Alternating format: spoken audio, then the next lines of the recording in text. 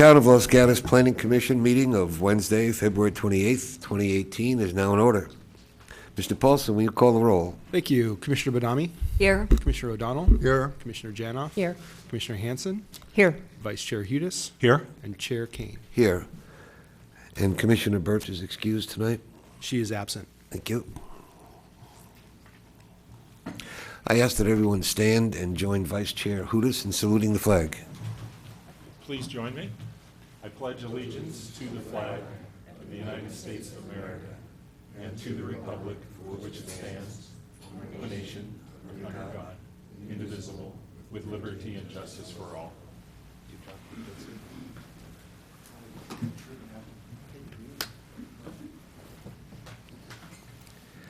The Town of Los Gatos strongly encourages active participation in the public process, which is a cornerstone of democracy and essential to the Planning Commission conducting its business on behalf of Town Council and citizens of the town.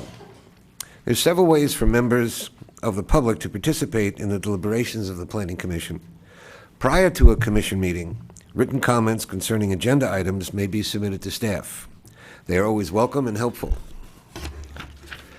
At the meetings of the commission, there are two opportunities for members of the public to participate. During verbal communications, an individual may speak on any topic not on the agenda, and any member of the public may speak during the public hearing of an item that is on the agenda. If you wish to address the commission tonight during verbal communications period or during the consideration of an agenda item, please complete the speaker card located on the back of the benches where you are seated. Turn the card into a member of staff, and please print your name clearly so I can read it correctly.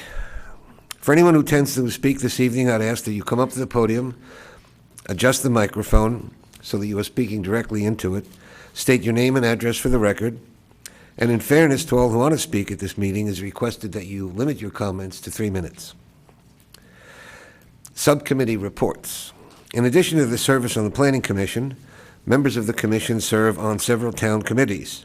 Do we have any committee reports tonight? Vice Chair Hudas.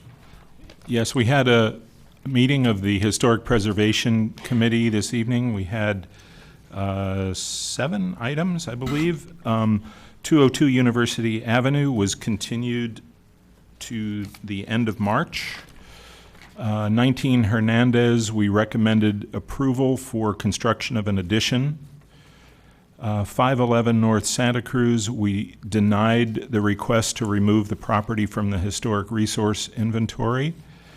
16883 Spencer, we approved the recommendation to remove from the inventory. 236 Edelin, we recommended approval of the technical demo and construction of a residence in the historic district. And 32 Walnut, we recommended approval of a proposed single-story addition. That's it. Vice Chair Hudas, was there an election? Oh, yes, there was.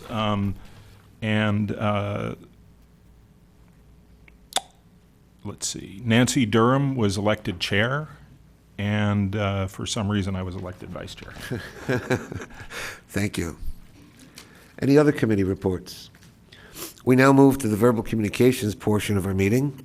Members of the public are invited to address the commission on any issue not on the agenda. I'll call your name, step to the podium, speak into the mic. When the yellow light comes on, it means you have 30 seconds left. When the red light comes on, it means you're done. Do we have any cards for? We do not. So we move to consent calendar. The consent calendar has items that may be acted on by a single motion. But before the Planning Commission acts on the consent calendar, any member of the public or any member of the commission may request that the item be removed from consent. Tonight we have one item on consent, approval of the minutes of the February 14th, 2018 Planning Commission meeting. Do we have a request to pull the item, or is there a motion to approve? Commissioner Badami. I move to approve the minutes of February 14th, 2018. Do we have a second? Commissioner O'Donnell. Any discussion? I'll call the motion. All those in favor say aye. Passes unanimously, 6-0. We move to the public hearings portion of our agenda, we consider tonight's agenda item 2, which is Twin Oaks Drive, Surrey Farms. It's Plan Development PD 10-006, its Environmental Impact Report 12-001, its General Plan Amendment GP 12-001, and the Williamson Act Contract WA11 cancellation. This item requests approval of a general plan amendment from agriculture to hillside residential, cancellation of the existing Williamson Act contract, and a planned development to rezone property from RC to HR1 PD to allow subdivision of the one lot into 10 lots and construction of 10 new single-family residences and removal of large protective trees. This is APN 532-16-006. And Ms. Amra, will you be giving the report tonight? Yes, good evening. Good evening, Chair, Vice Chair, Commissioners. The project in front of you tonight is a request by Tom Dodge of Surrey Farm Estates to develop his 17.5 acres of vacant land. His proposal is to amend the general plan and zoning designations to allow a 10-lot residential subdivision. The project before you involves multi-step process. The first step in their process was a meeting of the Conceptual Development Advisory Committee on September 8th of 2010. The current proposal before you this evening is to amend the general plan designation, change the zoning, including a planned development overlay, cancellation of the existing Williamson Act contract, and the environmental impact report associated with those proposals. They come as one decision because they are intertwined, but they also set the stage for future applications. The future applications would include a subdivision and roadway improvement construction, 10 architecture and site applications as currently proposed, and associated building permits. This current proposal before you has gone to the General Plan Committee in 2012, 2014, and 2015. The final decision will be made by the Town Council on your recommendation, or based on your recommendation. As described in the staff report, the Williamson Act cancellation findings have been reviewed by the State Department of Conservation.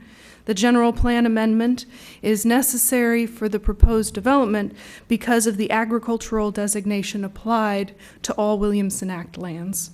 The planned development zoning is required in the hillsides for subdivisions of 5 lots or more. The HR1 designation that's proposed as the underlying zoning below the planned development overlay is based on the surrounding zonings. Approximately half of the perimeter is in the HR1, but the other properties also include some in the HR2.5, R112, and R110. The exceptions that are requested as part of this PD include depths of cut and fill, and construction outside the LRDA for portions of the roadway and one of the proposed driveways.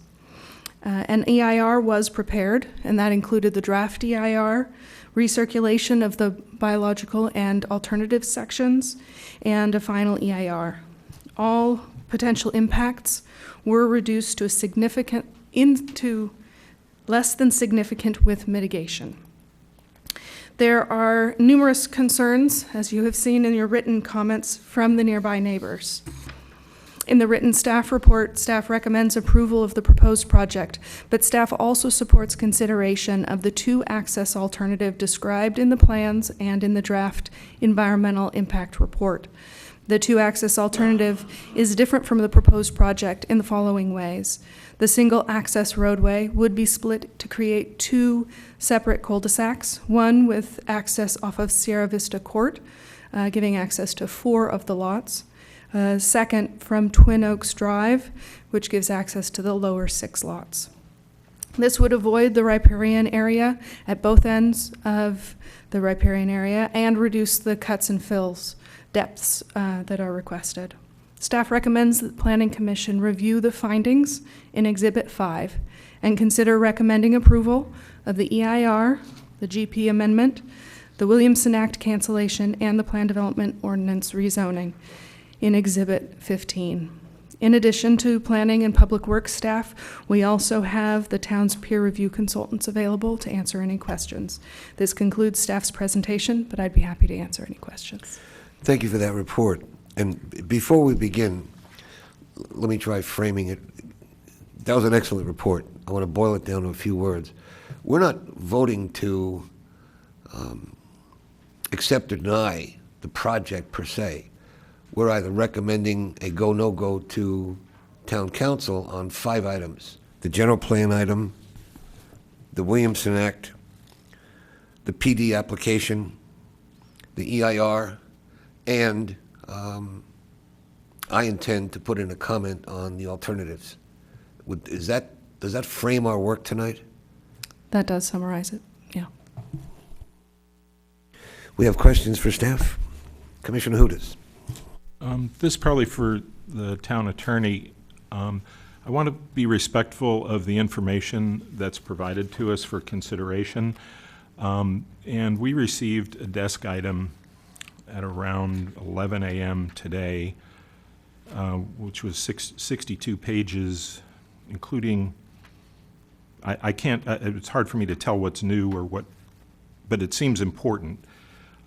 Yet I have, I just want to make sure that this framework makes sense, that this material needs to be considered, but that it's appropriate to put the weight on the consideration that's somewhat related to the amount of time we have available to consider this. And we wouldn't, for instance, stop the hearing for everyone to analyze 62 pages before proceeding. Is that correct? That's correct.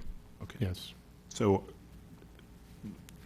I'm, You can give it the weight that you feel necessary. You can ask questions about that, and hopefully we can answer those. But you received it at 11 a.m. I didn't realize it was in there until much later in the day. So I've barely had time to review it too. But our consultants here, many of the issues that are raised in that letter were also raised in the final EIR as response to comments. right. Okay. So it'll be helpful when we get testimony, perhaps to ask the applicant what's new in here compared to what we'd received previously. Yes. Okay. Thank you. Aside from that, do we talk to the applicant or the citizens about the value of getting those letters in earlier so we can study them perhaps over the weekend? I too didn't open my mail until 3 o'clock. I almost hit print and I didn't have enough paper. But it's horrible to write important letters like that and have an hour or two to go over them. Do we encourage that these guys come in earlier? We do. We, on this particular project, we sent out email to everyone who had contacted us via email with comments on the environmental impact report, and between that time and now, so that they would be aware when the project plans were up. And that gave them the 10-day notice in addition to the notice cards that were sent out. In that email, we do state that the deadline to get into the staff report is the Friday before the hearing, and encourage that, though comments are accepted until 11 o'clock on the day of the hearing. Well, it's a shame because they looked important, they looked passionate, and I couldn't give them the full attention they deserved. Commissioner Hanson.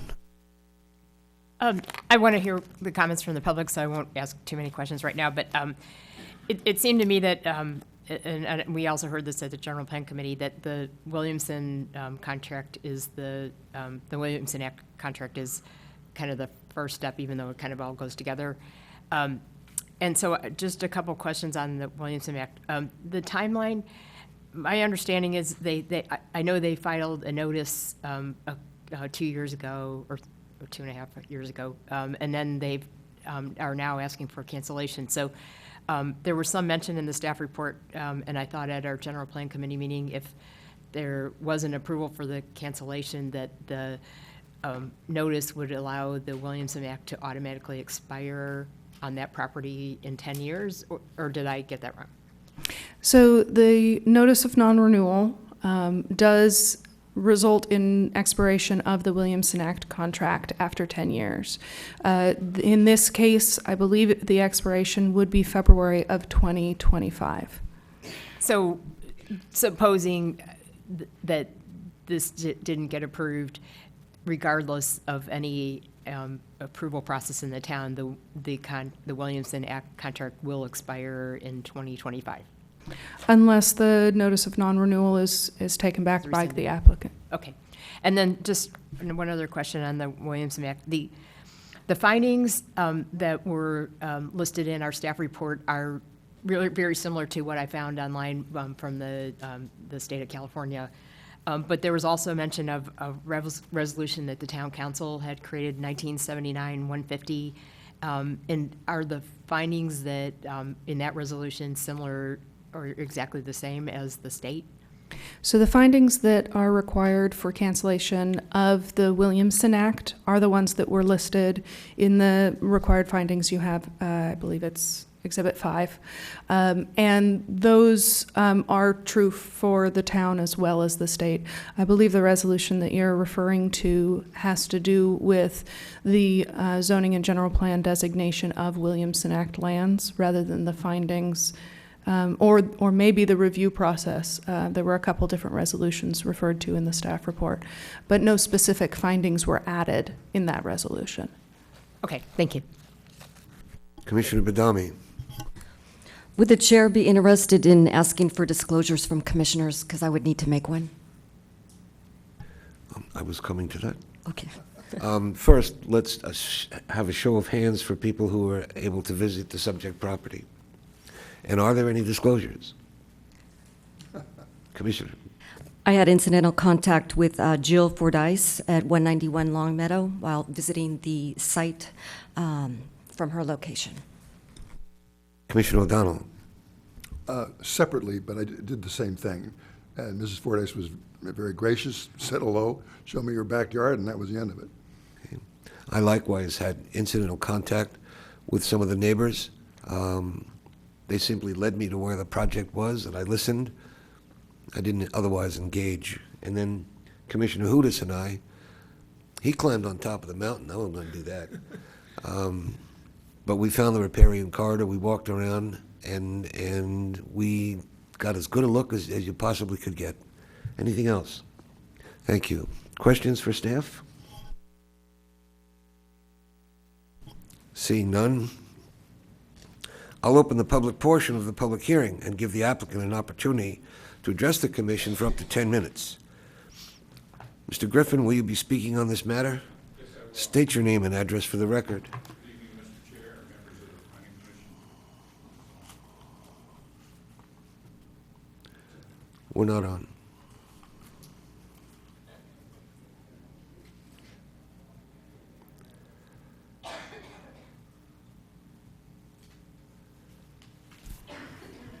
Is that working now? Yes, it is. Okay. I'm speaking on behalf of the Dodge family, and I have a little bit of history to start out the presentation. What we have here is a photo from 1953 that shows Bob Dodge up on the highest portion of the property, and if I've got to turn it on, I guess. Okay, and this is the high knoll on the property.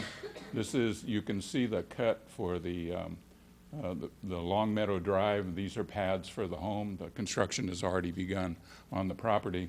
This is the Whitkin residence at this point, and approximately in this location is the site of the Whitkin subdivision, which has 4 lots on it. And then you can see a building here that was, at that time, was called the Hillside Country School, and that followed along and soon became the school that is there right now.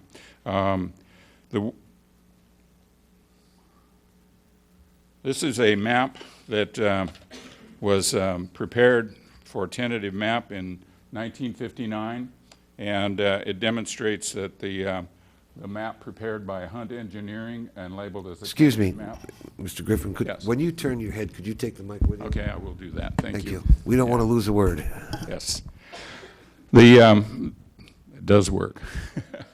This map, as I said, was in 1959, and it was intended to be the last phase of Surrey Farm. There are 15 lots, 14 lots in the lower section here. This is the Whitkin property at this point, and Twin Oaks is right here. This is Access Road, and Bob was reserving this lot, this 15th lot, for his home up there. Zoning at that time was R120. That the plan demonstrates that the Dodge family and Bob always planned to subdivide the site, and it was the last phase of Surrey Farm. This is study that we prepared and submitted to the CDAC in 2010. You can see that clearly shows that development has taken place all around the property.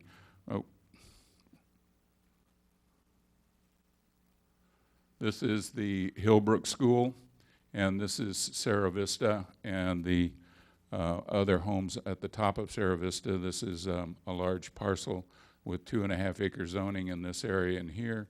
And then this goes down to Brookacre at this point right here. Twin Oaks is right along this point. This being Longmeadow, and the Whitkin subdivision is right in this position here.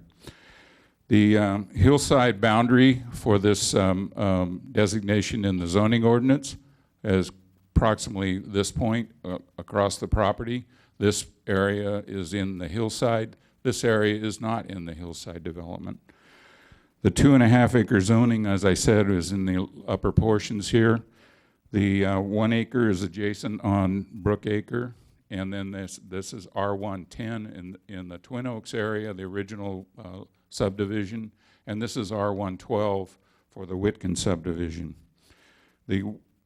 As I said, there's 4 sites that were subdivided later from the Whitkin property here, and the Hillbrook School sides of the property as well.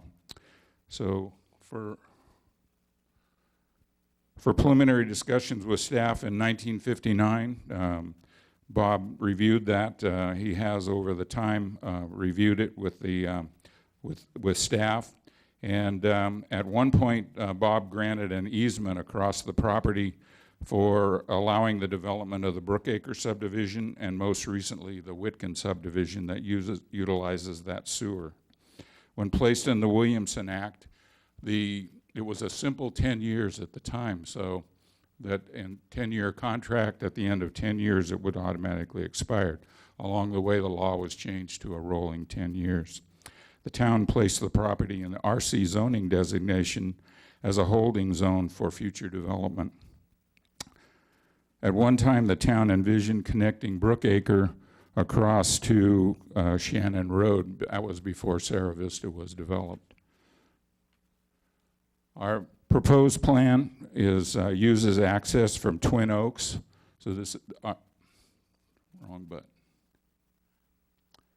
This is access from Twin Oaks. This is the Whitkin property, and these are the 4 lots that were developed and split off from the Whitkin property. We have this site proposed has 3.5 acres of open space, and it preserves the highest point of the site. It provides for extension of the county trail from Sarah Vista. That trail would follow from here around this point of the habitat area, the riparian habitat, comes down around and it connects with Brookacre. Access to the upper 4 lots requires a crossing of the riparian area, and this is where the largest amount of fill, approximately 13 foot, would occur, and it provides access to the open space.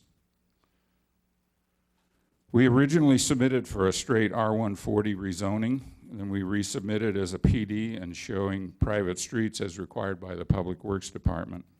We are not, I want to emphasize, we are not using the plan development ordinance or zoning to increase the density allowed in the ordinance. The trail extension connects with the 3.5 acre dedicated open space, and this project As presented, qualified for a negative declaration. The EIR was a voluntary preparation by the applicant. We have conducted 3 outreach sessions with our neighbors along the way. During the EIR preparation, we found an easement for public road access from Cerro Vista. This, stop doing that. So this area, this right here, is an easement that was offered to the town, and it was reviewed by the town council, and it was deferred for a future acceptance.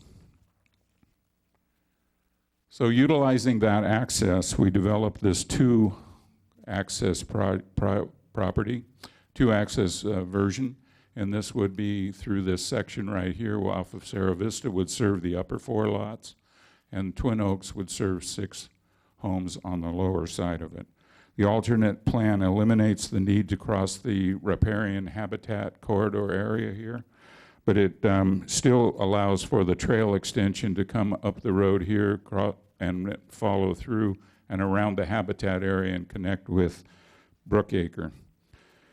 The trail also connects to the dedicated open space. We are also providing space for a new water pump station off of Cerro Vista access point. That would be approximately in this location right here.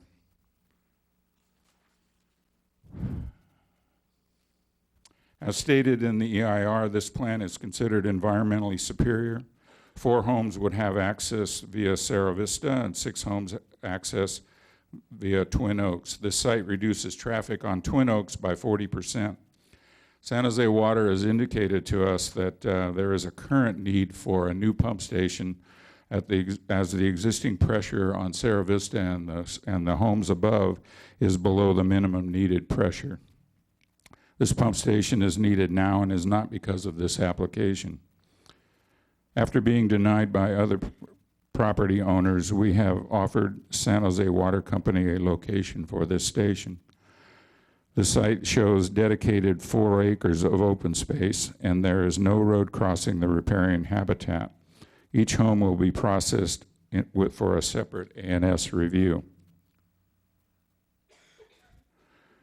We believe that there are community benefits that we have provided with this. Direct community benefits offered by this application are extending the public trail from Cerro Vista to Brookacre, connecting this trail to the open space, and it also provides a much-needed emergency access to and from Brookacre that currently is a dead end.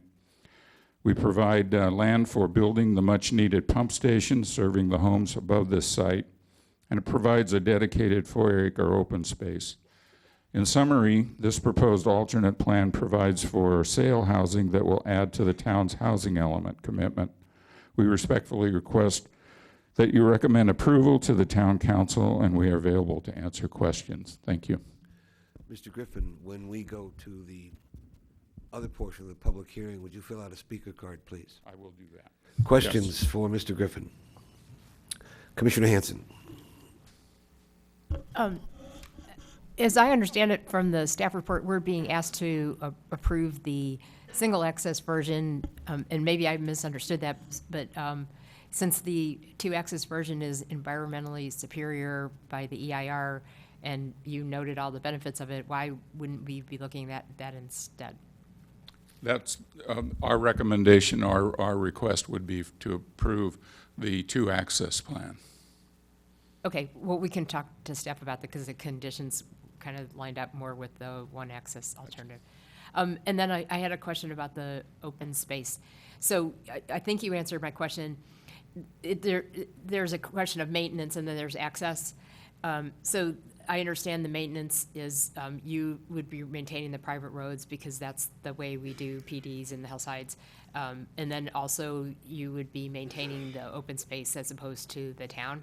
Yes, the homeowners association would be set up for not only maintaining the streets, but also the drainage systems, and it would also include the trail and the open space.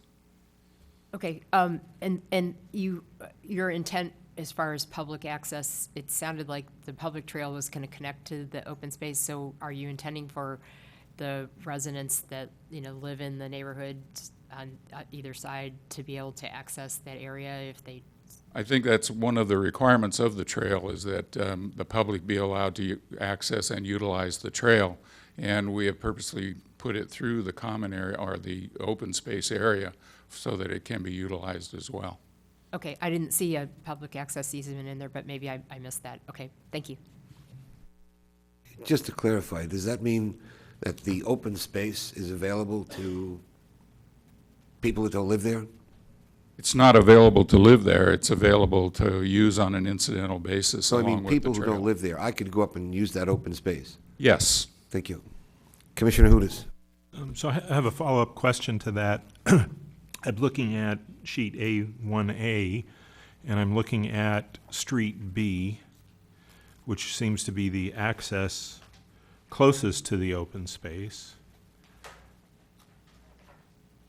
It appears to me that that street ends maybe a couple of 100 feet short of the open space. So how would that access be achieved? The trail follows along the edge of the roadway. But on the It follows right along here, and it runs around the edge of the habitat area. And this is the open space here abuts that street. Okay, could you put up A1A?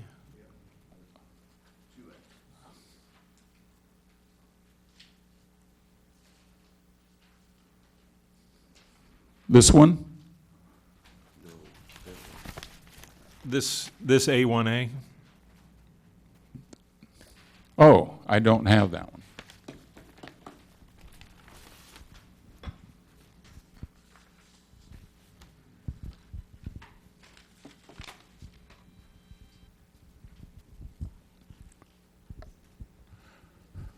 Okay.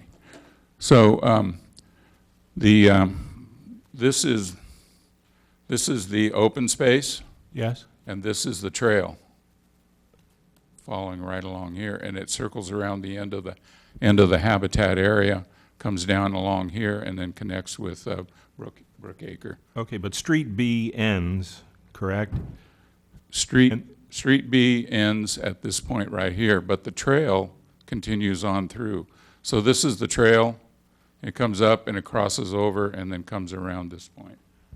Okay, and is there access to that trail from Street B? Yes, there is access. It follows along this Street A, and it also follows along the edge of Street B. Okay, well, I was concerned that someone might put up a fence on Lot 7. On this lot? Because there's a driveway, they could, do a gated driveway or something. And Okay, this is, the trail, access to the trail along Street B would be right along this portion here, but it also comes from Sarah Vista Court. There's an easement right here for utilities, and this trail begins here. Currently, the trail runs in this dashed line all the way down the side of Mrs. Hoppner's property next door. And this part could be abandoned because the trail was originally coming down the side here, and it comes down to Hillbrook School. Okay, I think you've answered my question. There might be a condition related to it, but it looks to me like there is access to the open space for the community from Sarah Vista by means of a trail. Yes, and the gate, any gate that would be so erected for this lot would be in this vicinity right in here, which is separate from the trail. Right. Okay, thank you. Other questions for the speaker?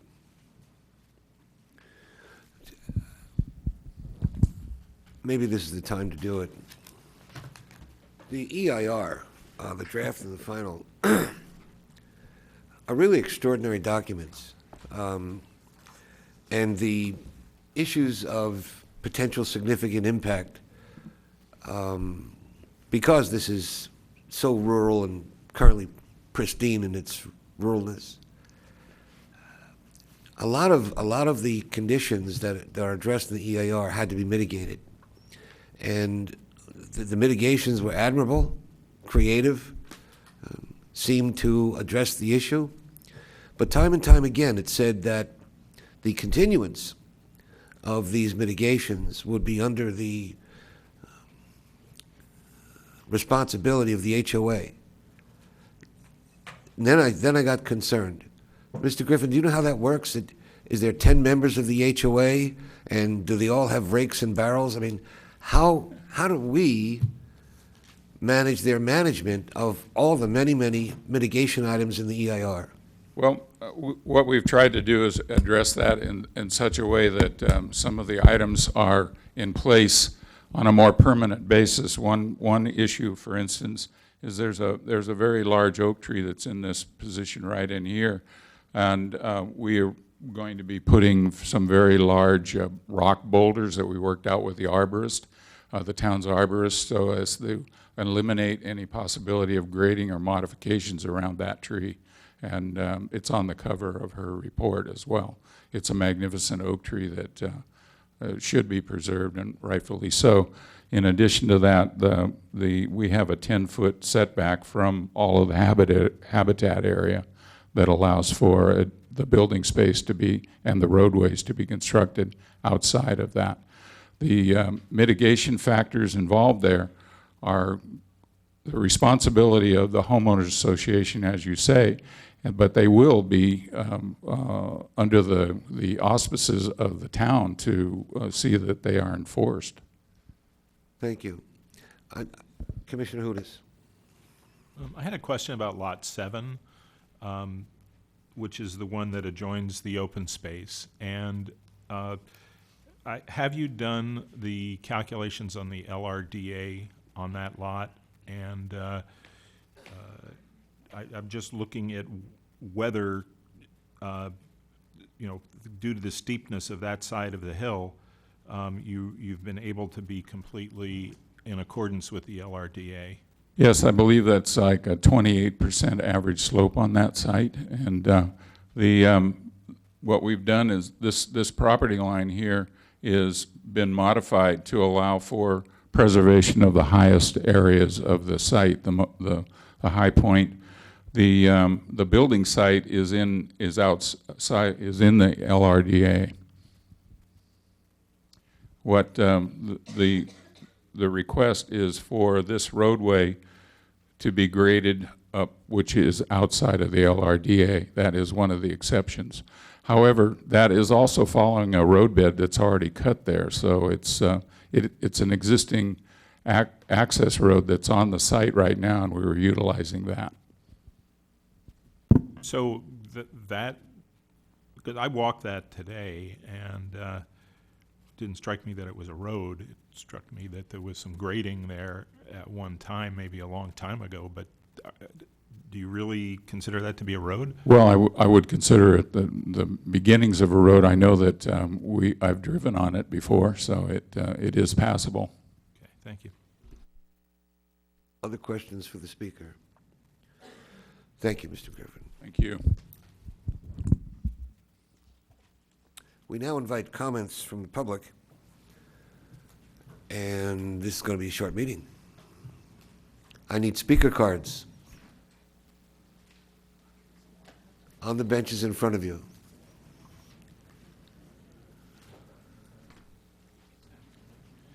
Huh?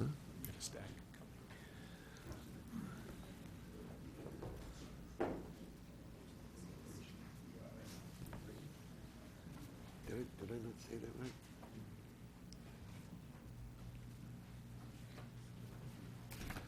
right? Are there any others? All right, Ms. Cindy Shanker.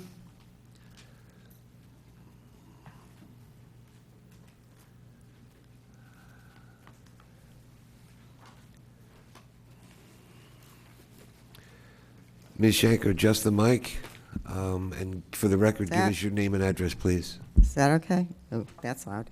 My name is Cindy Shanker, and I have lived on Cerro Vista Court, number 15949, for over 27 years. I feel very strongly that the planned development is highly incompatible with General Plan Goal LU6, quote, "to preserve and enhance the existing character and sense of place in residential neighborhoods."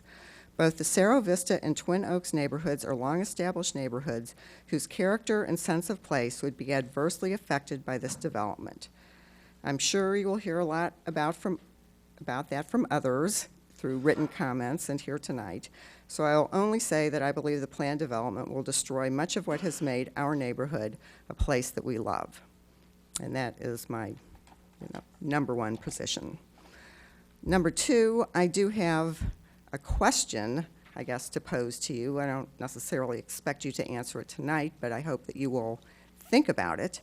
Why are you being asked to approve the two-access EIR when, this is a quote, "the original project's environmental impacts identified in Chapter 4 would be less than significant or less than significant with implementation of specified mitigation measures"? Think about that statement. If impacts are less than significant, why is there a whole new EIR? I don't think it has anything to do with the environment. The reason is that opposition to the project from the Twin Oaks side has been so vocal that the developer will do anything to try and appease them.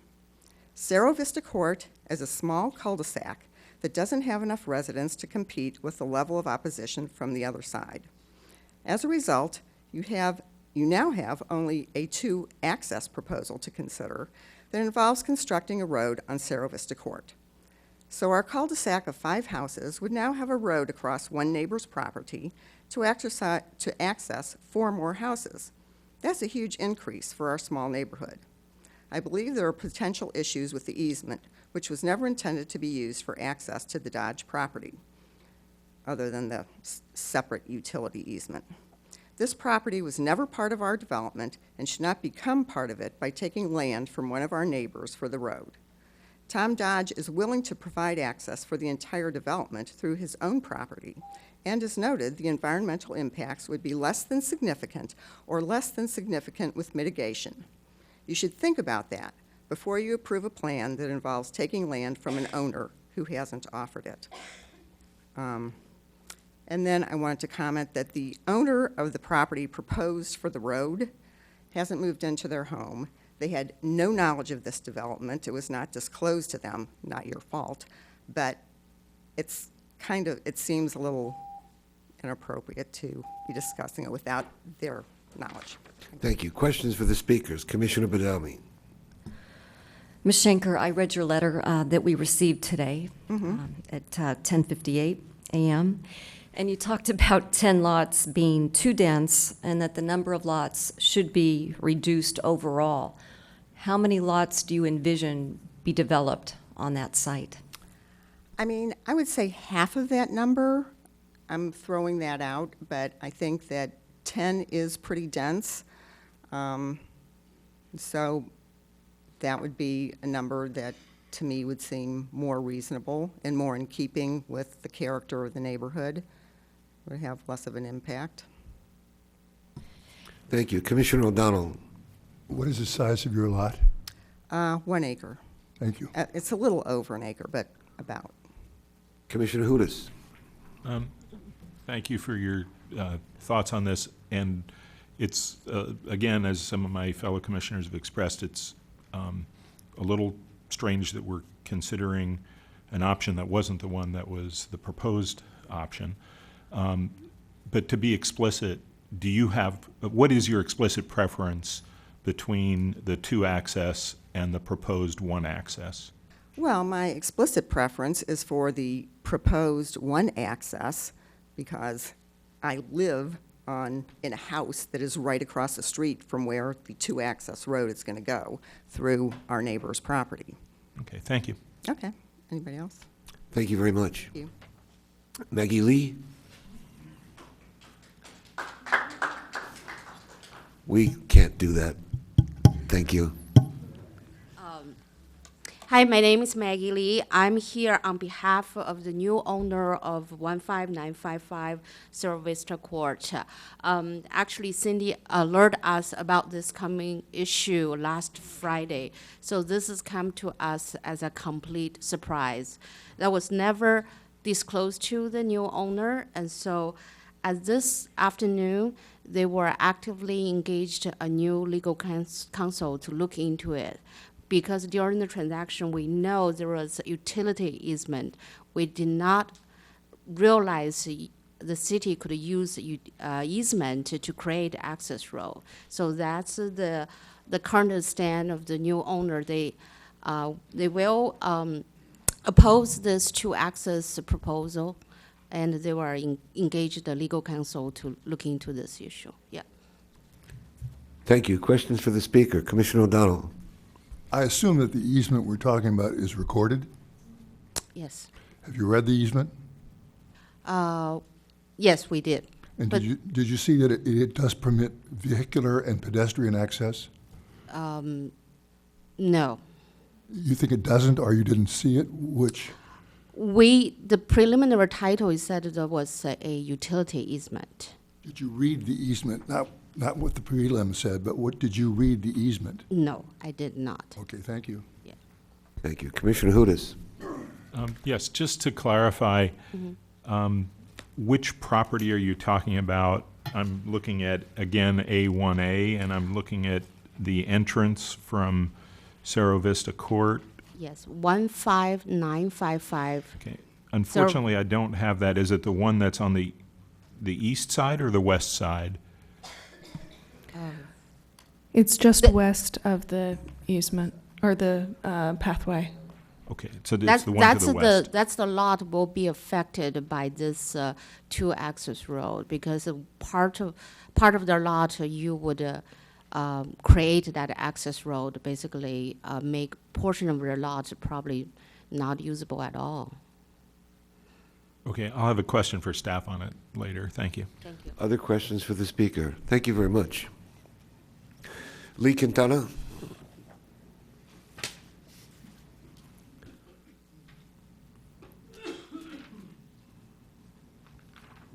Lee Quintana, 5 Palm Avenue. I do not live in the area. And so my comments do not reflect the issues that some of the neighbors have brought up. I'm just looking at the EIR and the project itself. When I read the EIR, I was surprised that it said that it was not possible legally to not approve a lower density alternative. And from my experience, unless there are new laws that I'm not aware of from my professional experience of about 15 years ago or so, I didn't understand that. And also in the EIR, it implies that while the town council has the authority to approve the environmental superior alternative, that it's stated in such a way to make you believe, or me, I had to read it several times. I thought, what? They can't approve the alternative, superior alternative alternative? That didn't make any sense to me. And I think what is being said is that the town council has the authority to approve the environmental superior alternative, but they're not required to. That information is provided so that the council and the planning commission can make informed decisions on the project itself. That's one of my comments. The other comment that I'd like to make is that given what is in the documents, the two access alternative clearly is a superior alternative environmentally. Now, that's environmentally, and of course, other issues come into approving or not approving a project. I was also surprised that there wasn't really a discussion of reduced density or reduced number of lots. to give a full range of possibilities. And it was interesting to me that some of these things that I'm saying, when I looked at the desk item for tonight, and I didn't pick it up until about 5 o'clock, seemed to raise some of these same questions that I'm raising. And the last thing I would say is that the two-access alternative is much kinder to the trees. And on top of that, I would say that the number of trees that are being removed and transplanted is at a pretty high percentage of the trees that are supposed to be protected, and transplanted trees are supposed to be considered removed. Thank you. Questions for the speaker? I have one. You expressed concerns over density and intensity as coming from the EIR. As I read the EIR, I was surprised that it said the density and intensity was consistent and compatible with the surrounding neighborhood. Did I read that wrong? You read that wrong. What I was saying is that there was no reduced density alternative seriously discussed in the alternative sections, not in terms of compatibility with the neighborhoods, but in terms of reduced environmental impacts. Thank you.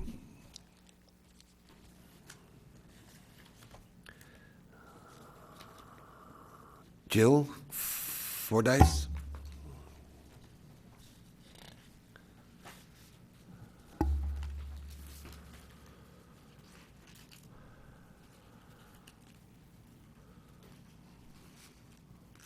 Let us not start that clock until the display is ready.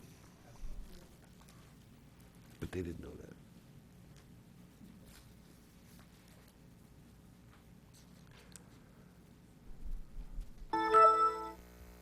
Hi, I'm Jill Fordyce. I'm at 191 Long Meadow Drive. I live there with my husband and 5 children since 1999. Thank you for taking the time to visit the site, and also I hope that you've had the time to read our lengthy comments, which we were instructed were due by 11 o'clock today, which is what we tried to meet after reading the 1,000 pages.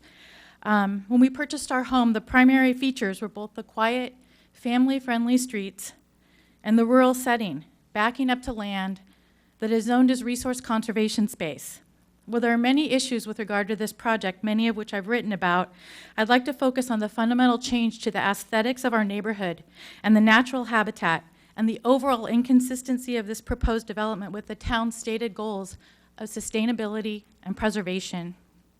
The EIR surprisingly found no aesthetic issues at all with this planned development, although the entire backdrop to Surrey Farms would be changed from an open, grassy hillside to a neighborhood with 10 homes, or possibly a ghost town of infrastructure of streets and house pads that never get built, managed by a homeowners association that we don't know about. It will irrevocably change our neighborhood. The hillside is home to Ross Creek, which will also be adversely impacted by the development. In order to develop the streets, the applicant's asking for an exception to the riparian setback requirement. Those setback requirements exist to protect both the waters and the amphibians that rely on the waters. The hillside itself will be damaged and degraded, and the applicant is also asking for an exception to the hillside grading requirements. In the staff report released February 23rd, it states the applicant's proposing cut and fill depths greater than those permitted by the hillside standards. Both protected and non-protected species will lose their habitat forever. 70 trees are being removed, a half acre of ancient oak forest. 81% of the land is being developed. The land is home to deer, owls, migratory birds, wild turkeys, and other native wildlife. The EIR asserts that the project is consistent with the 2020 general plan because prior to putting it into the Williamson Act, the property was zoned for residential use. This rationale relies on land use from a 1961 general plan, which was in effect prior to the development of our neighborhood and prior to it being placed in the Williamson Act. The 2020 general plan supersedes all pre-existing general plans. According to the Hillside Specific Plan, placing lands in the Williamson Act contract should be encouraged by both town and county. It logically follows that cancellation should be discouraged. The applicant is asking the town to take the extremely unusual step of canceling a Williamson Act contract. I am unaware of a circumstance where the town has taken this step. It is appropriate in emergency situations, not where the objectives could instead be served by non-renewal. The land was placed into the Williamson Act contract in 1975 and has remained there for more than 40 years. The intent was to preserve the rural quality of the land, recognizing in the maintenance of open space and land of rural character holds significant value. Thank you, Thank ma'am. you. Questions for the speaker? Commissioner Hudis. Yeah, clearly your comments are quite strong about the project itself. But I wanted to ask you if you would comment on the two alternatives, the two-access versus the one-access. Do you have an opinion about one of those in terms of a preference? Well, I don't want to get in a thing with our Cerro Vista neighbors who I absolutely appreciate what they are experiencing. I do believe the two-access alternative is less onerous to our neighborhood, and it's also apparently environmentally superior because it saves more trees and stays out of some of the riparian areas. Okay, That's all I can thank you. offer. Okay, thank you. Commissioner Hanson. Oh, please, more.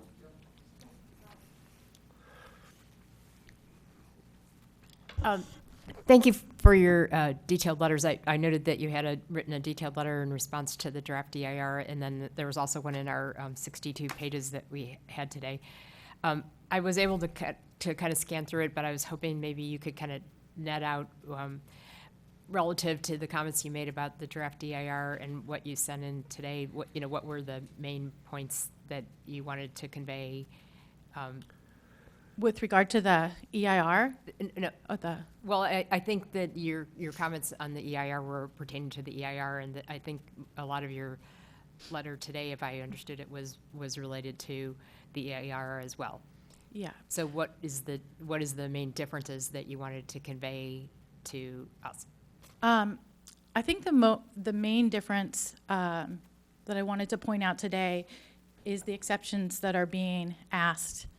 The mitigation, which is managed by this homeowners association, is not sufficient to protect us.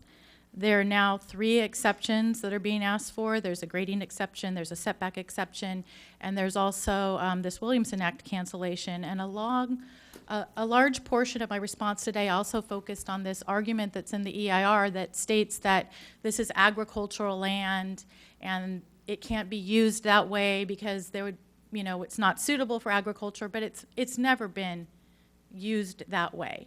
In 1948, apparently the last orchards were there. Our neighborhood was developed in the late 60s, early 70s. It was put into the Williamson Act in 1975, and ever since then, myself and my Surrey Farms neighbors have believed that it was put there as a feature of the neighborhood, that Mr. Dodge, when he developed it, he devoted this resource conservation space as it makes the neighborhood what it is. And so I did spend a long time talking about the fact that this was never truly an agricultural operation. It was zoned that way as resource conservation space. Okay, thank you. Okay, thank you. You mentioned that the developer was requesting an exception on the riparian corridor. Now, that would be of great concern to me, only I didn't see that. It's asking for a setback exception. It's in the EIR. I could look and point you to the right place. Was that The vice chair might know. Was that more of mitigation? No, in fact, it was offered as mitigation. The mitigation is the granting of the exception to the requirement, if that makes sense. All right, thank you. Commissioner Hudis?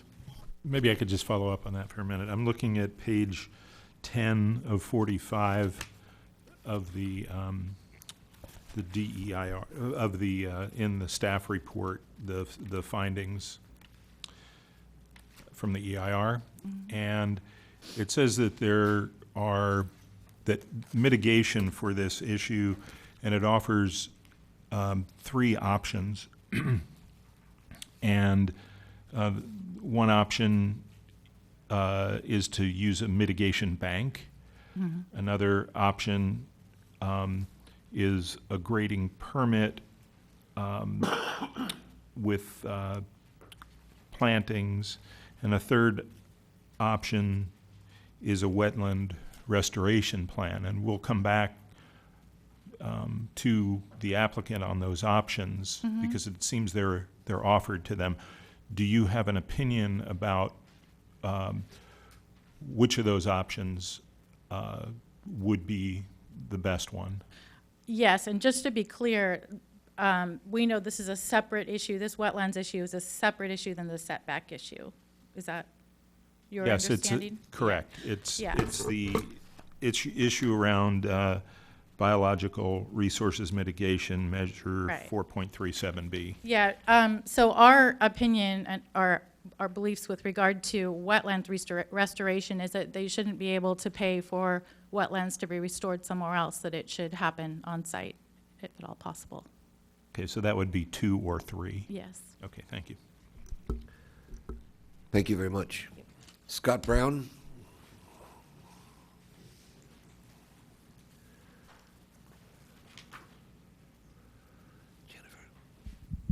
Good evening. I'm the third of the 4 houses on Sierra Vista. So our little 4 house court is now in a kind of a difficult situation. Sir, I'm sorry. Give me your name and address. I I'm missed sorry. I missed your Scott opening. Brown, 15961 Sierra Vista Court. Thank you, sir. No problem. So I'm the third Sierra Vista Court. I'm very, very empathetic to the concerns of Twin Oaks.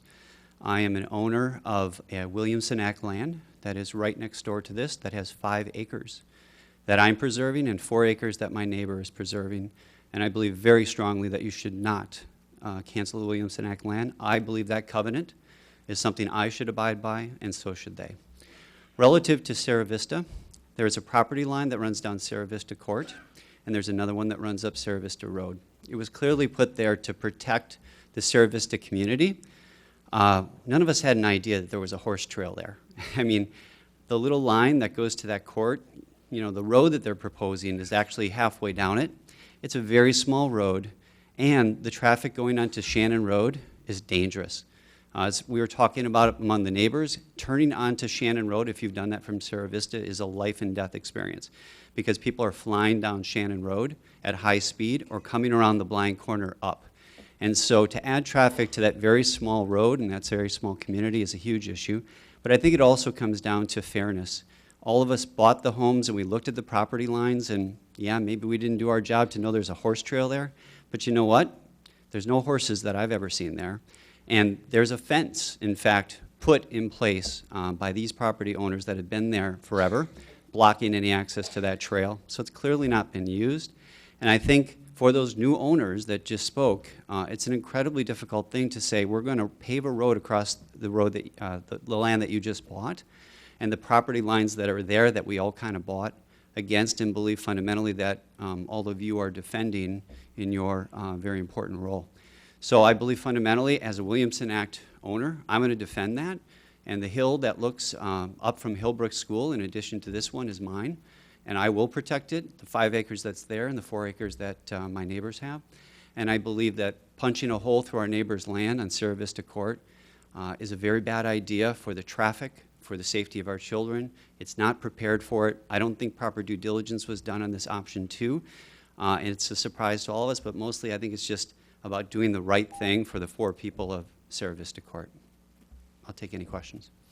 Thank you. Questions for the speaker? I have a comment. Yes, sir. Thank you for your educational letters on the Williamson Act, and thank you for your choice to continue your lands inside that act. Thank you, sir. Thank you.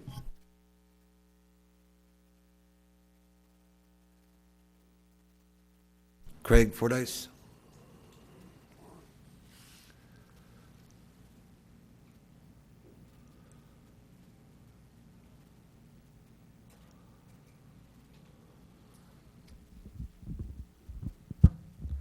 My name's Craig Fordyce. I live at 191 Long Meadow Drive. And I just have a few items here for you. So as far as light, the hillside does not contain any current unnatural source of light. When you look out our back window at night, there's only what you can see by the moonlight.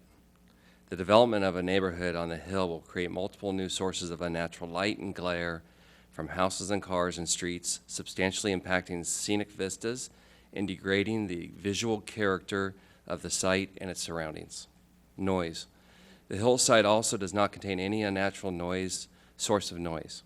The EIR acknowledges that the project will cause a permanent increase in ambient noise levels in the project site vicinity. Instead of hearing birds, frogs, coyotes, and the wind in the trees, we'll hear the car doors, alarms, cars, people, phones, stereos, and televisions. Construction. The construction alone of this project will drastically affect our way of life. The construction has the potential for going on indefinitely.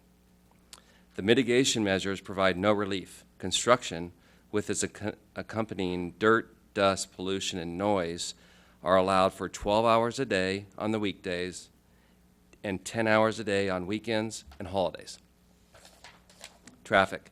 We were all aware of the traffic problems in Los Gatos. According to the EIR, this project would add approximately 8 additional trips in the AM peak hour and 10 trips in the PM peak hour when the project's fully developed. This seems like a startling low estimate. As for my household alone, there are generally at least 6 trips and upwards of 12 trips during peak hours. We have also asked the town to consider the effects of construction traffic on our neighborhood. We anticipate that the development of the infrastructure in 10 individual homes would result in years and years of trucks, dust, pollution, and traffic up and down Longmeadow all day, every day, even apparently on weekends, according to the EIR. It would change the landscape of our neighborhood for this generation of residents and beyond. Our children would not be allowed out in the streets. We would have to plan our trips out according to the construction traffic. The EIR estimates that during the initial phase of road and infrastructure construction, approximately 494 one-way truck trips of excess excavated material would be hauled off-site. It estimates the grading phase as taking approximately 15 days, generating 33 truck trips per day, or approximately 6 truck trips per hour. This is not a relatively small amount of construction traffic, as stated in the EIR. Is 1 truck every 10 minutes on a quiet residential street a relatively small amount? Thank you. Yes. Commissioner Hudas. Just real quick, do you have a explicit preference between the 2-access and the 1-access options?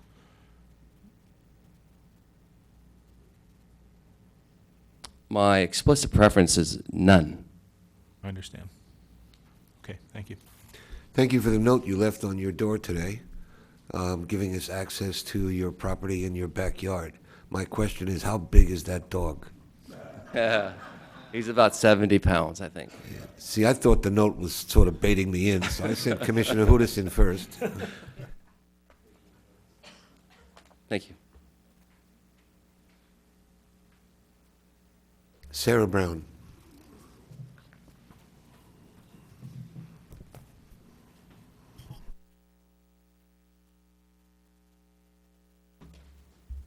Hello, my name is Sarah Brown, and I live at 15961 Sierra Vista Court. We're at the top of the hill, and my husband spoke earlier. I think we have an interesting perspective because we've just moved to Los Gatos a year and a half ago. We have 4 children, and we've moved around a fair amount, most recently living in Singapore. And prior to that, my husband and I grew up in Wisconsin, which has a lot of rolling hills and beautiful farmland, and in Raleigh, North Carolina, which is also a beautiful area with a lot of nature and trees and oceans and mountains. So one of the reasons why we love Los Gatos, I'm quite sure, is because of the beautiful area and the mountains that surround us and the rolling hills and the parks and lots of places to go and ride bikes and walk on trails and walk our dog. And when we were lucky enough to find this beautiful property at the top of Sierra Vista Court, which is one of the original properties in that whole area, the Yarboff family built it in 1970. We were astounded with the views that we have, but also the view that our hill, nothing to do with us, but that our hill has. We have 5 acres of this gorgeous grassy hill. And when I walk around all the way from my house, all the way down to Blossom Hill Park, you can see our hill from different spots. And right now, because of the rain, because of the winter, it's bright green. It's beautiful. We have these apricot trees that dot the hillside. And the hill that we are talking about for this development is, 3 times as large as ours. It's beautiful. There are deer there, there are fox there, there are coyotes there that freak us out often. And it's just such a shame and such a shock to me to think that the town would approve destroying that hill to put 10 houses up at the benefit of whom? Doesn't benefit any of us that see this beautiful grassy hill. It made me sad to see that picture of Mr. Dodge with his dog. I stand on my hill with my dog. You can probably see me if you have access to binoculars. You can watch me play on my hill with my dog. That was him in 1950. You know, that's going to be gone. There's no trail right now through the property, although I guess they say that's an advantage that there would be a trail there. So I implore you to not rescind the Williamson Act. In fact, I'd like to try to read something really quickly. This is from the conservation.ca.gov, so I didn't make this up.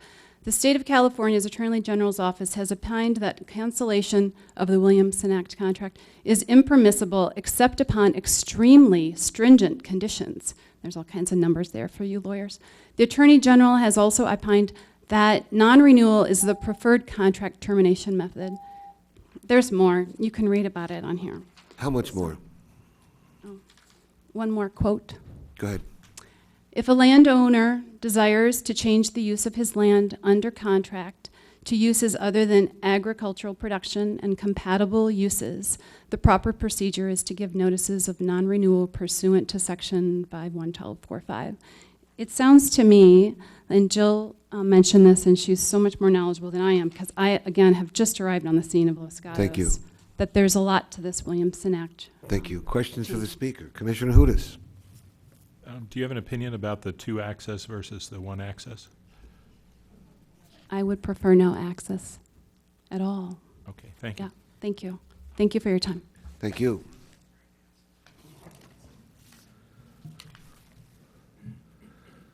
Jan Schwartz.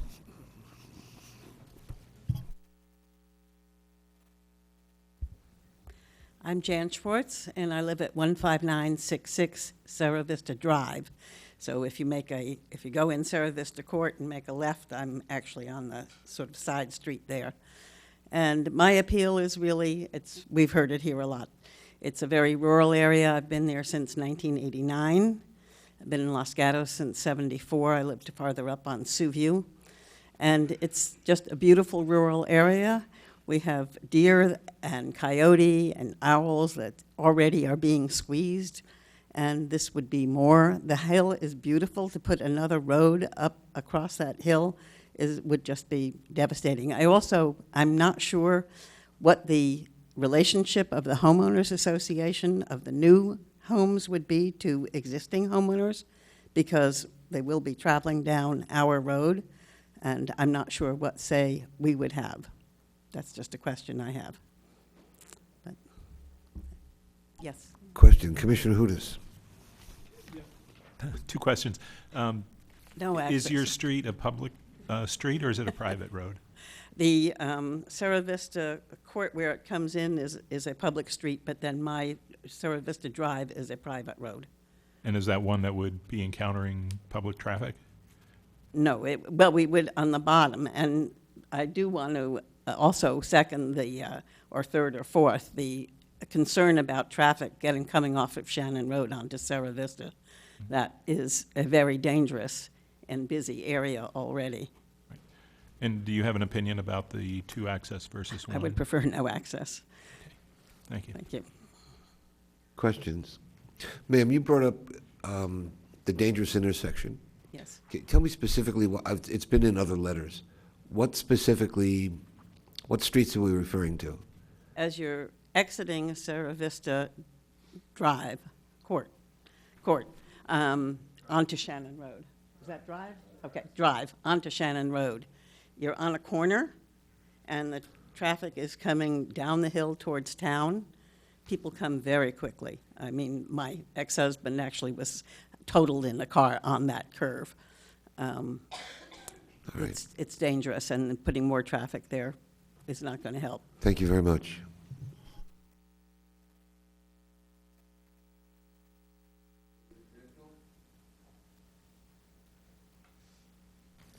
Did I get that right?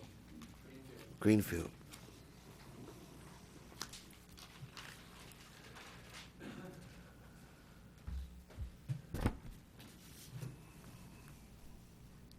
Hi, Dave Greenfield. I live at 140 Long Meadow Drive, and I just had a couple comments. The first is it seems like there's an opportunity for improvement to get the input from us, the neighbors, earlier. If we'd been asked to get it in yesterday as opposed to today, we would have been happy to get it in, and it would have given you ample time to get opportunity to read it in advance. So potential opportunity for improvement there. Unlike some of my neighbors, I'm not completely opposed to some building, and I think it would be helpful if the number of units was reduced. And if building's going to happen, ideally be when the Williamson Act expires, but if it's going to happen, fewer would be better than more. From my perspective, the big issues are noise, safety, and construction truck traffic in particular. And it does change the character of my street, the street of all my neighbors, and the resulting peace, solitude, and I'm home a lot on weekends, not as much during the day or during the weekday, but to have my weekends disrupted the same way would be frustrating and to change the character. I certainly think that having preservation of open space is great, and that's what I appreciate about our neighborhood and the beauty, the solitude, and I think that it'd be a shame for that to disappear in a unidirectional manner where it could never come back. That's it. Thank you. Thank you. Any questions? Commissioner Badami.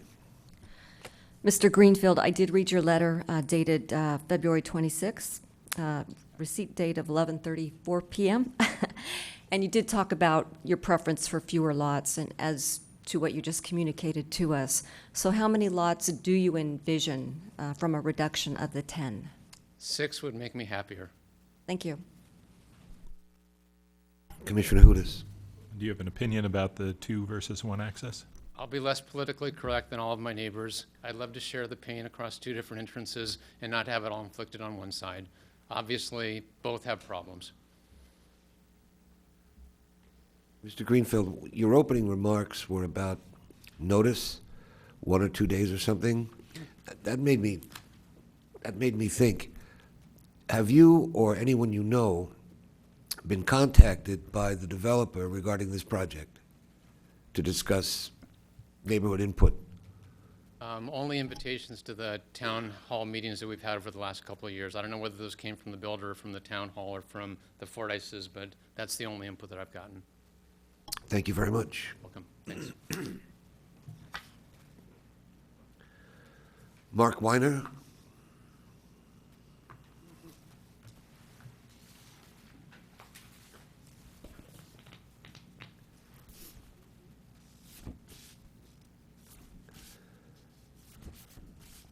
Commission, Mark Weiner, not with Sarah Vista. Surrey Farms neighborhood, Twin Oaks Drive, 2 doors down and across the street from the potential entry to that new neighborhood. I don't have a lot of prepared or written comments, just a few perspectives. I spent 8 years myself on the General Plan Committee working on the Hillside Plan and others, and a little perspective as well from being a neighbor, not as long, but 18 years in the neighborhood, having walked the neighborhood with Mr. Dodge Sr. from the photo.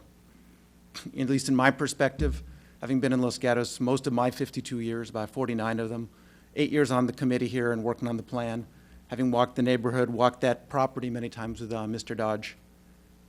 I don't see that as the vision that we had in the general plan for how a layout like that would be in some of our remaining open hillsides. Personally, in walking with my kids, walking the area with Mr. Dodge, I never at least, and obviously Bob would, or Tom would know better, I never saw that as the vision he had for the neighborhood in the time that he took me around the neighborhood and showed us around.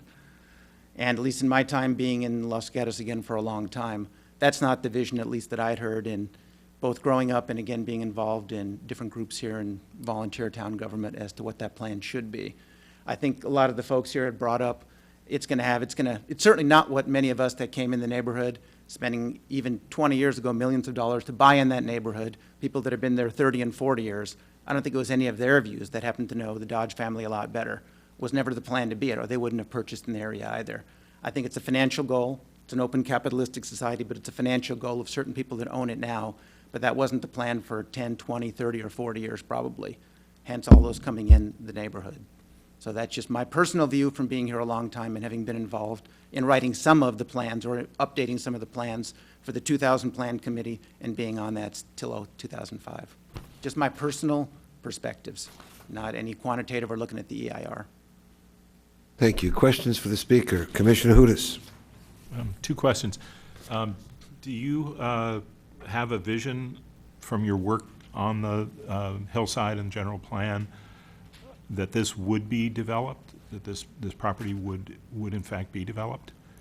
That was not either my understanding, looking at it both as a resident or in my time in the committee. That had never come up, unfortunately, until Mr. Dodge passed, and there was a commercial aspect looking to it after that. I had never understood or seen it prior, and I was off the committee many years prior to Mr. Dodge Sr. passing away. And if I may, what was the mechanism for preventing any development on that property?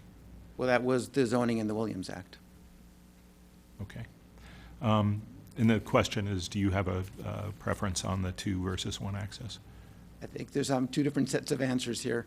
Certainly, I think there shouldn't be access, and I think looking at it, if there's a reduced number of development, and I think perhaps there is a right to have and allow a development before I can predict, maybe it's 3, maybe it's 4 properties, it's certainly not 10. If it's a limited number, perhaps cutting through our street, my street of Twin Oaks might be acceptable. But I think there should not in hell be any way for I have 10 homes either way, and that'll mess up both neighborhoods. But there's probably a fair smaller number in there, is my practical view. And the access would be from Twin Oaks only? There was a much significantly reduced number, perhaps, if there has to be, but significantly reduced number of homes. Okay, thank you. Thank you. Thank you. I have no further cards. Going once, going twice. I'll now give the applicant up to 5 minutes to add any further comments about the application.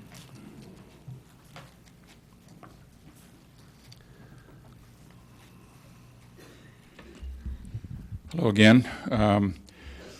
So either plan is acceptable to us. I don't mean to infer that we wouldn't accept the single access plan. Either plan is acceptable. The alternate plan was developed as a response to the mitigation issues raised in the EIR. It's very normal for CEQA processing to work on an alternate plan to address those issues. And this 2-access plan does eliminate significant portions of the mitigation required. Also, cancellation of the Williamson Act is not unusual, and the town has canceled it as recently as the North 40 that was canceled.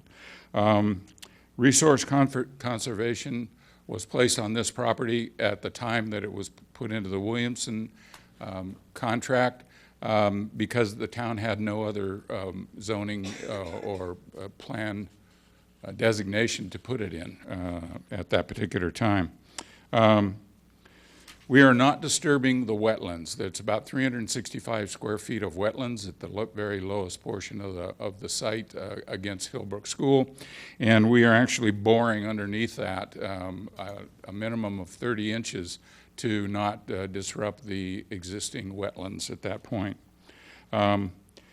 We're improving the trail because the trail is a commitment to the county. When Cerro Vista subdivision went in, they were required to clear and improve the trail down to Shannon Road.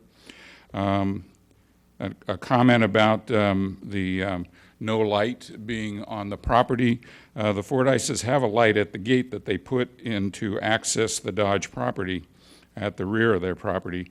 And further, the 2 abutting lots to our property, when they were developed, there was a very high berm that was put at the back of the property.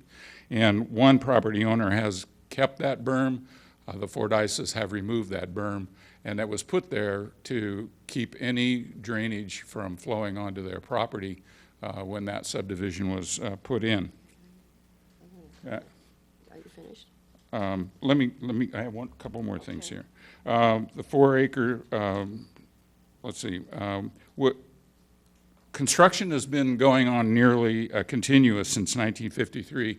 The last home on Twin Oaks was built in 1994, and the 4 homes at the end of Longmeadow were constructed after that. Remodeling projects are currently underway. We plan to work with staff on a construction mitigation traffic plan. And I want to also state that the 4-acre open space preserves a significant number of trees and provides shelter for animals on the property. Traffic addressed with recirculation of the EIR, the level of service at Shannon Road would not change with the 4 homes that are being proposed at that point. And I think... Turn it over to me. Yes. Hi. Jolie Houston with Berliner Cohen, speaking on behalf of the applicant. There were some comments about the notice and getting the attorney's letter from Mr. Mooney today at 4 p.m. I'd just like to note for the record, pursuant to the Fordyce responses to the EIR, they put in a timeline. This attorney was involved since October 2014.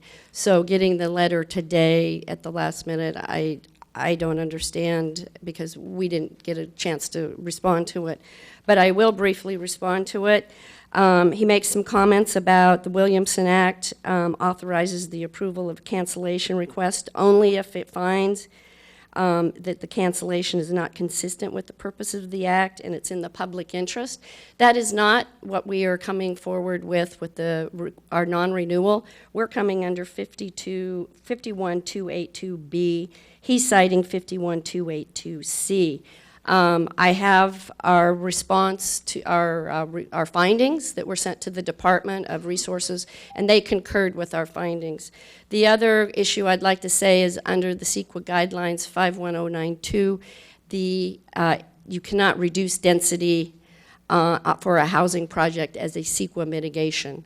So the attorney's letter was incorrect, and there was a statement tonight that was incorrect. That section says, with respect to a project that includes housing development, the public agency shall not reduce the proposed number of housing units as a mitigation measure if it determines there are other feasible mitigations. And I can respond to some other comments, especially about the Sarah Vista easement, because that dedication, I researched that as far back as 2014 for the town. Thank you. Questions for the speaker? Commissioner O'Donnell. Your last comment was something that I'm interested in. You have read and studied that easement? Yes, I have. And one of the speakers even referenced the Yarbroffs. They dedicated to the town that land, the property, to be used for a public thoroughfare and to become a portion of the public street system in the town. And that was in March of 1973. This dedication was made that it could be rejected, but at the option of the town, it could be accepted any time in the future, and that's pursuant to the Subdivision Map Act. It's kind of counterintuitive. But I did research that, and it is a valid, it does show up on title reports, and it was a dedication for a public roadway. And I have these documents. I didn't make copies for everybody. But the recorded document says the property so dedicated to be a public thoroughfare and to become a portion of the public street system in the town of Los Gatos. And that document was recorded in 1973. Does it give the width of the roadway? It's shown on a map. Well, do you recall approximately the width? Mr. Griffin can answer, either one of you. Yeah, I can. It's very wide. It's well over 100 feet. The roadway? No, the easement. Okay, but the easement is for a roadway and other things? Yes, that's correct. Okay, well, I guess what I'm really wondering is, does it specify the width of the proposed roadway? The proposed roadway is 24 feet. Okay, thank you. I have these documents, and I can provide them to the town. Do you have any other questions about the Williamson Act or the density? Commissioner Hanson. Thank you for your comments. I just wanted to make sure I understood what you just said. So you were responding to the letters that were received late today. All right, so the findings that were being asked, and I actually have I got it from the Conservation Act, the website, but it's also in our packet, is that that we're being asked to consider the findings under provision B. Yes. Right. And you were saying that they were looking at provision C. C, there are two ways of canceling a Williamson Act contract. There's section C and there's section B. And the ones that we're coming under B, where a notice of non-renewal has been, has been issued, and then you go through that process and you make the certain findings, and there's a lot more findings.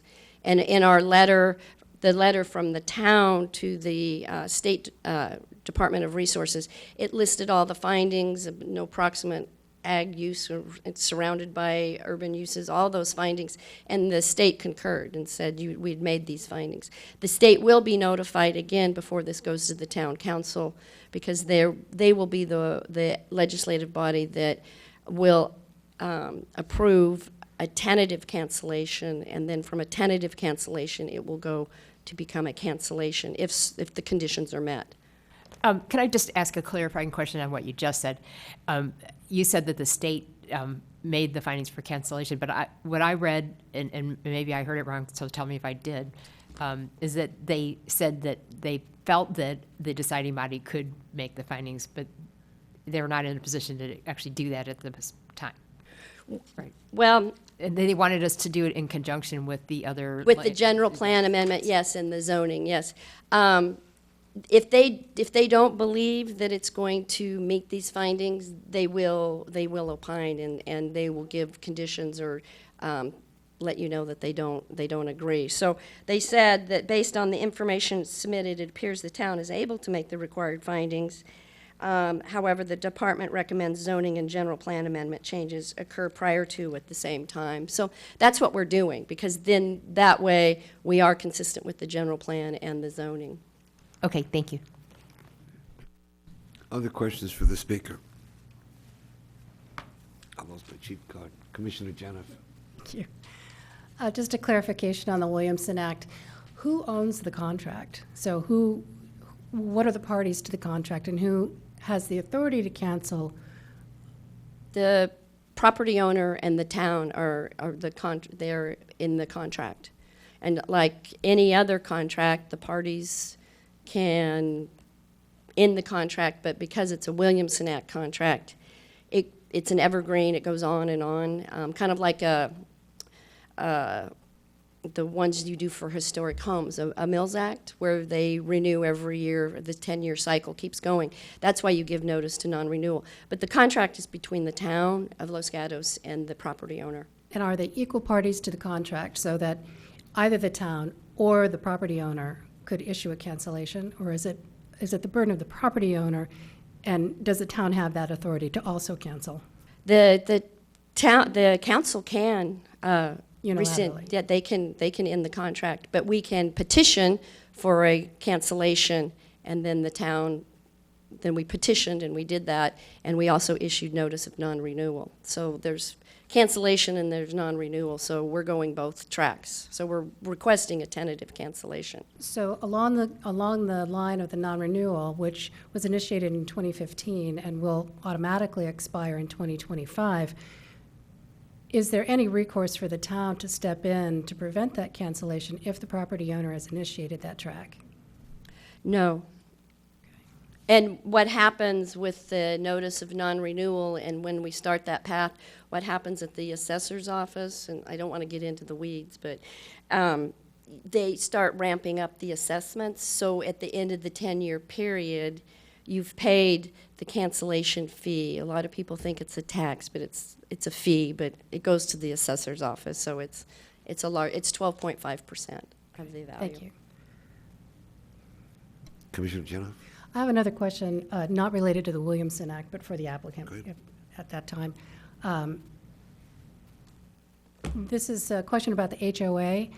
I'm not an HOA involved person, so I don't truly understand how they work. My question is, if the HOA is responsible ultimately for the EIR mitigation responsibilities, How does that work when there's no property sold, or one property sold, or two properties sold?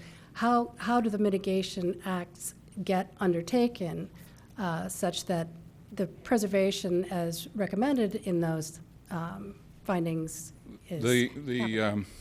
The best way to handle that is there are firms that specialize in management of the homeowners association, so that instead of it being managed by the residents of the project, or let me put it this way, they would be officers in the association, but a firm would be hired to actually manage it and give them all the rules and laws and tell them what their obligations are along the way. Excuse me, just to follow up, if there are no homeowners yet, or there's only one, how does the full burden of the mitigation plan The get property borne? owner, whoever owns the property of those parcels, would be responsible. They haven't been sold. Okay, thank you. Commissioner O'Donnell? That was my point. All right, Commissioner Hudis? I have some questions about the trees and the trees to be removed. I had a very, very difficult time mapping the trees to the plans. The schedule was illegible in tiny print, and it was very difficult. But I did find 5 trees from my walk and from blowing up the plans as much as I could that I would ask to be considered for retention. And I can read those off to you now. Tree number 18, Coast Live Oak, 2016. Tree 62, Coast Live Oak. Actually, the 2 trees, 302 and 303. And trees, actually there's 2 here as well, 336 and 337.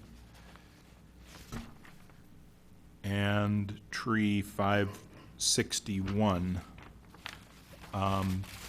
They looked like, all of these, again, I was difficult to place them, but it looked like they were on the edge of a road where potentially reorienting the road slightly might preserve the tree.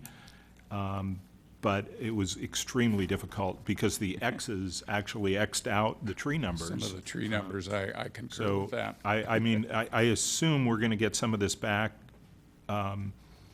during the A&S if they do come to us, but they may not. And so I wonder if you'd consider retaining those particular trees. I see no reason why we couldn't strive to save those trees. With a reorientation of the road, I will take a better look at those particular trees. We do have to come back for a tentative map, and revisions to the roadway that we have on the site right now can be modified between now and the tentative map preparation. Okay, I'll provide this to staff. Thank you. And maybe there would be a way for us to get a more legible tree inventory as well. And then with regard to Lot 7, that has a stand of, looks like Aleppo pine and cedar that are very visible on the hill that are pretty much all being removed. I guess I don't know that much about Aleppo pine, whether they are truly native, but they are a distinct feature of that hill. And I was wondering if there was a way to potentially either recreate that with similar plantings or to preserve there. There are a list of about, 20 or 30 trees that have an X through them that, although they're not large, they're very visible when you look at that hill, and they're a very distinguishing feature of it. Mr. Dodge planted those trees. They're not intrinsic to the site in the sense that they were not there before he bought the property. He put those in, and they're in poor health for the most part. But I'm not an expert in this area, but it would seem to me that in talking with the arborist, that we could probably save those trees. Our intention with the siting of the building that we have on lot number 7 would not require grading in the vicinity of those trees. Okay, and I guess my final comment, again, maybe to look at is, why not transplant more trees rather than, cut down 71? You're transplanting some of them, but if it's feasible to transplant, why not? I think that transplanting would be our first choice in that matter. The arborist felt that the trees were of such size and health that they probably would not survive transplanting. Okay, thank you. Commissioner Janoff. Just a follow-up question on site number 7. I'm curious why the location of the home is behind that stand of trees, and many of which need to be removed, and why not in front of that stand of trees? It seems to be that there's enough space that's open, and judging from the topographical indicators, the slope is similar.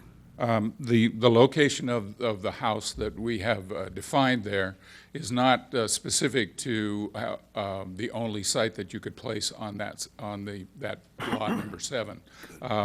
We were asked to indicate a space where a home could be built that we could comply with the hillside ordinance, and that is where we placed that home. It was originally placed, that area was conceived by Mr. Dodge as the spot that he would like to build his home as well. And that's why he planted the trees. So he's not in the picture anymore. He's not in the picture anymore, so we don't have to keep it there. And the other concern I have about its placement is that it creates an relatively long drive that would require cut and fill.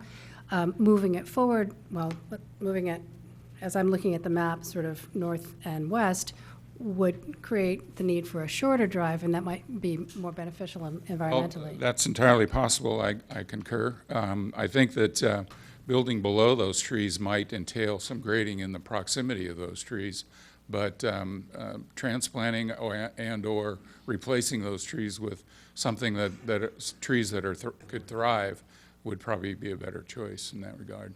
Just one more question. We don't have this in our package, and I don't recall ever getting this in our packages. But given that this is it's such a dramatic change to the hillside, particularly as you've heard from the residents, is it possible to create an elevation drawing of some sort that would show the slope rising up and the positioning of the homes as you're envisioning, so that we can have an understanding, sort of a more visual understanding of the actual impact of these homes on the view? There are several sections that we've drawn through the site which show the placement of homes on each of the lots that we took the sections through. And so are you saying something where we'd have an actual elevation of a particular home, or what we're showing is a section through showing where it's feasible to comply with the hillside standards and also put a home on that Yeah, site? and I understand what you're talking about. You're talking about showing how the grading Right. is affected. My question is for example, from the end of Long Meadow, I believe, you're looking up that hillside to the very top. What the positioning of the homes as you've described on this provisional map, Yeah. what does that look like? What do we actually see as we're looking at that, what I call an elevation, which is ground to sky? Okay, so basically it would be a view from, say, Long Meadow to the site. What would you see? Of course that could be done, yes. I think that would give us a better understanding of the impact of these built homes on the view.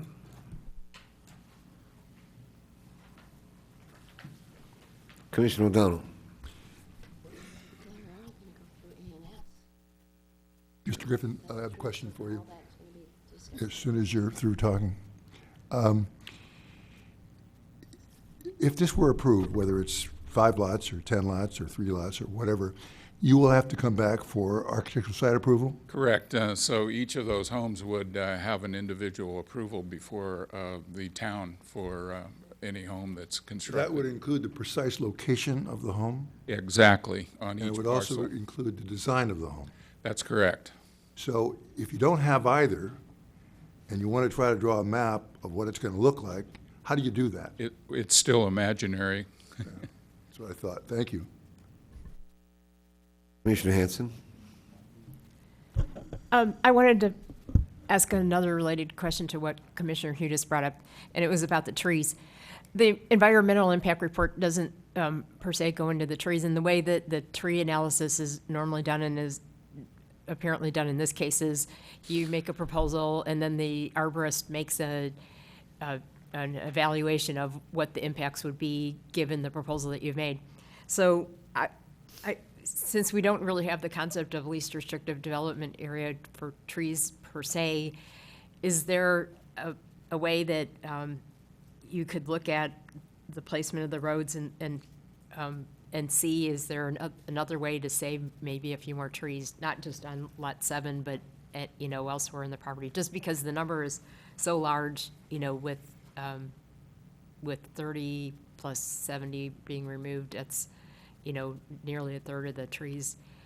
Well, what you get into in building of a roadway, there are engineering requirements for the maximum slope, how it works with the contours of the property, and radiuses for the turnaround as well. And so each of those come into play in that regard. We have looked at it from a standpoint to try and miss the largest number of trees that we could. There are some areas where we might be able to build a retaining wall to save some of these trees that are close proximity to the roadway that I heard from earlier. Okay, thank you. Commissioner Hudas? So I wanted to come back to the two-access versus one-access options. As I mentioned, it's unusual for us to have a proposed project and then for the applicant to say that they prefer something other than what's been proposed. Could you walk us through your thinking on that? Particularly, I'd like to hear about the environmental impacts. I looked at the environmental impacts in the report. It looked like there were 63 significant 63 impacts that may require mitigation, and that choosing the two-access alternative would eliminate 22 of those 63 over the proposed project, which is, roughly 35%. So that looks to me like a significant environmental advantage of the two-access option. Are there other considerations, and and maybe you could explain to me why why we're looking at a project where the preference is for something that is not the proposed project? Okay, so when we first submitted the application, we submitted with one access. That's all we thought we had access for. It was during the process of developing the EIR that we did find through a title search for the adjacent property. We found the easement allowing public road access from Cerro Vista. At that time, we also knew what had identified some of the requirements, the environmental requirements that required mitigation were known at that time. So the two-access site did, as you say, reduce significantly the number of areas that needed mitigation. The major one being the roadway no longer has to cross the riparian habitat area, and it also reduces significantly the amount of fill, the height of the fill that's required to build the roadways on the hillside as well. And that's how we came up with that process. And we also thought the swale was a wetland. Yes, and an amazing thing happened during the time we were in the process of doing the initial EIR and doing the responses, that we got the Army Corps of Engineers to actually come out to the property, and they found the wetlands down in the lower corner there. And so we then modified the plan to adapt and to be completely clear of the wetlands area there. So we felt that the two-access provided a diminished amount of traffic in the existing Cerro Vista, the existing Twin Oaks and Surrey Farm, and the 4 homes added to Cerro Vista were a small number of homes to ask to be put into that area, and the level of traffic service at Shannon Road would not increase. So you are truly, it really doesn't make any difference to you which option is chosen, or? No, actually, we do not have a commitment to either one of those plans. We just feel that the two-access plan is superior because it raises and it has the least effect on the land. Okay, thank you. Okay. Mr. Griffin, this may be our last chance to chat. I was going to make a recommendation shortly. You've heard comments regarding number 7, and that's something to keep in mind. It's a slippery slope. It's a steep slope. And the driveway is terribly long, and that's a lot of paving and asphalt. And I don't mean to be getting into A&S, but I think I can avoid pain if we try to pay attention, in particular, to the CDAC meeting of September 8th, 2010. There were comments, about 15 bullets, and I don't know if you recall them off the top of your head, but they talked about the trees. They talked about developing at the bottom of the hills. Are we, in fact, offering an off-site BMP? What we are offering is an in lieu fee for the BMPs. So no structure, just money? No structures, just money. And the reason being is that we felt that to obligate a BMP owner to maintain a 1-acre site and commensurate with the other homes around it would be an unfair burden. I didn't mean on that site. The CDAC was talking about an off-site BMP, and that was acceptable, a structure somewhere else. Well, but you've already told me you're going to do the money. I got you. Okay. It talks about rural character to be maintained. It talks about architecture should be consistent with the neighborhood. It says not all the new homes should be 2 stories. And in the plans that I looked at, all of the potential hypothetical homes were 2 stories. Is that going to be the intent? The homes that are on the upper portion of the site are, in fact, considered that they would be 2-story, or they would be at least accommodating the grades of the site to comply with hillside standards, guidelines. I think you just said they're all 2 stories. I didn't say they're all 2 stories. I'm saying that the ones that we show on the upper elevations are the sections that we have drawn demonstrate that there would be a level change, and it could be a 2-story, or it could be 1 story with another portion of the plan farther up the hill. Step down the hill. Very good. As I said earlier, the CDAC said 8 years ago it'd be a very good idea to strongly meet early with the neighbors on their concerns.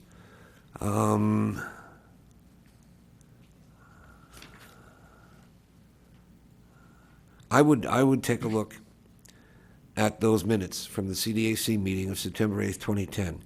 Even then, they were talking about lots 6 and 7 on slope, geotech, and visibility.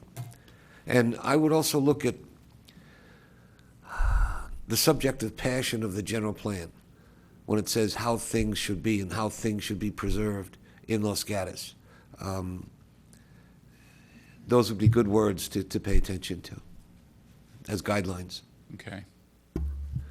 Thank you. Any other questions for this? Commissioner Hootis.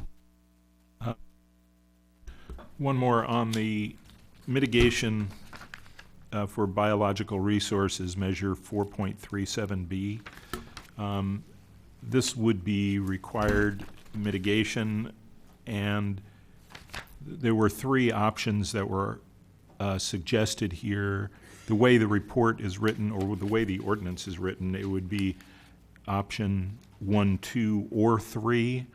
I personally have a preference for preserving riparian corridors and preserving these environments rather than contributing to a bank that would occur somewhere else. Do you have a preference, or are you willing to commit to option 2 or 3 rather than option 1? Yes, in fact, that is exactly why the two-access plan answers those questions. It completely preserves the habitat area. There is no intrusion into the habitat area.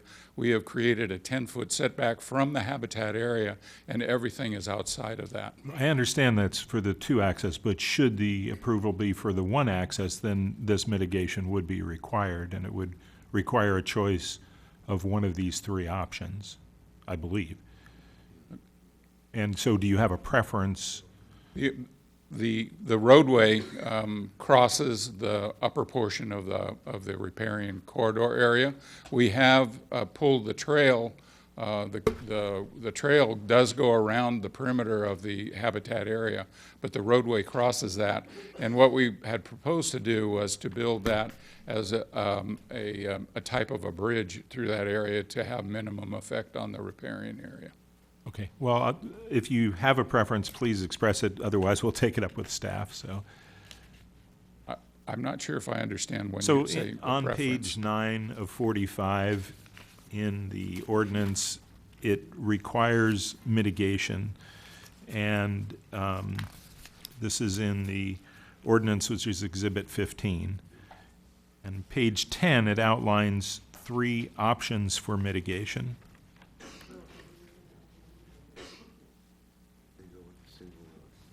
Which I would assume would apply if you went with the single entrance, although I'm not positive about that. But in any case, this mitigation would be required as the project has been submitted. And so one of the options is for contributing to a mitigation bank. The other That's 2 option options. number 1. Right. And so what Option I'm asking 2 is, would you be willing to go with option 2 or 3 instead of 1? Yes, we would. Okay, thank you. Yes. Other questions for the speaker? Thank you, Mr. Griffin. Thank you. I'm going to close the public portion of the public hearing and ask any commissioners, no, I'm not, we're going to take a 10-minute break.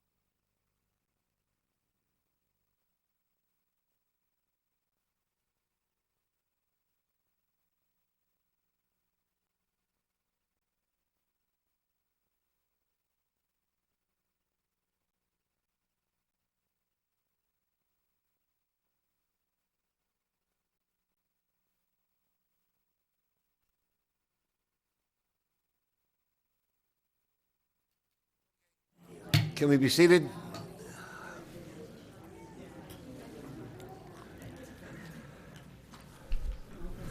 Having closed the public portion of the public hearing, I now turn to the commissioners. If they have any questions for staff, wish to comment on the application, or make a motion. Commissioner. I have actually quite a few questions, but I'm just going to ask a couple for now. I'm going to switch to the general plan questions. Since we're being asked to approve a general plan amendment, and this is about changing from agricultural to residential designation, I wondered about the new housing laws in California that are encouraging any any barriers to development to go away to produce new housing. Does that apply here? I mean, I'm sure that their intent is probably more for affordable housing, but what do you know about the intent of these laws at this point? I know they're fairly new. So staff doesn't believe that those laws apply here because these are legislative acts with the zone change in the general plan amendment. That doesn't mean that future bills may try to plug that loophole. But currently, as it sits, the actual houses aren't before you currently. If something came through after approving these applications for houses, then we get into conversations about the bills that were recently adopted. So you're saying the state wouldn't take an interest in the fact that we're changing it from agricultural to residential? Well, defer to the town attorney. I'm not sure what the state does or doesn't take interest in at this point, but it's possible, but I couldn't give you an answer on that.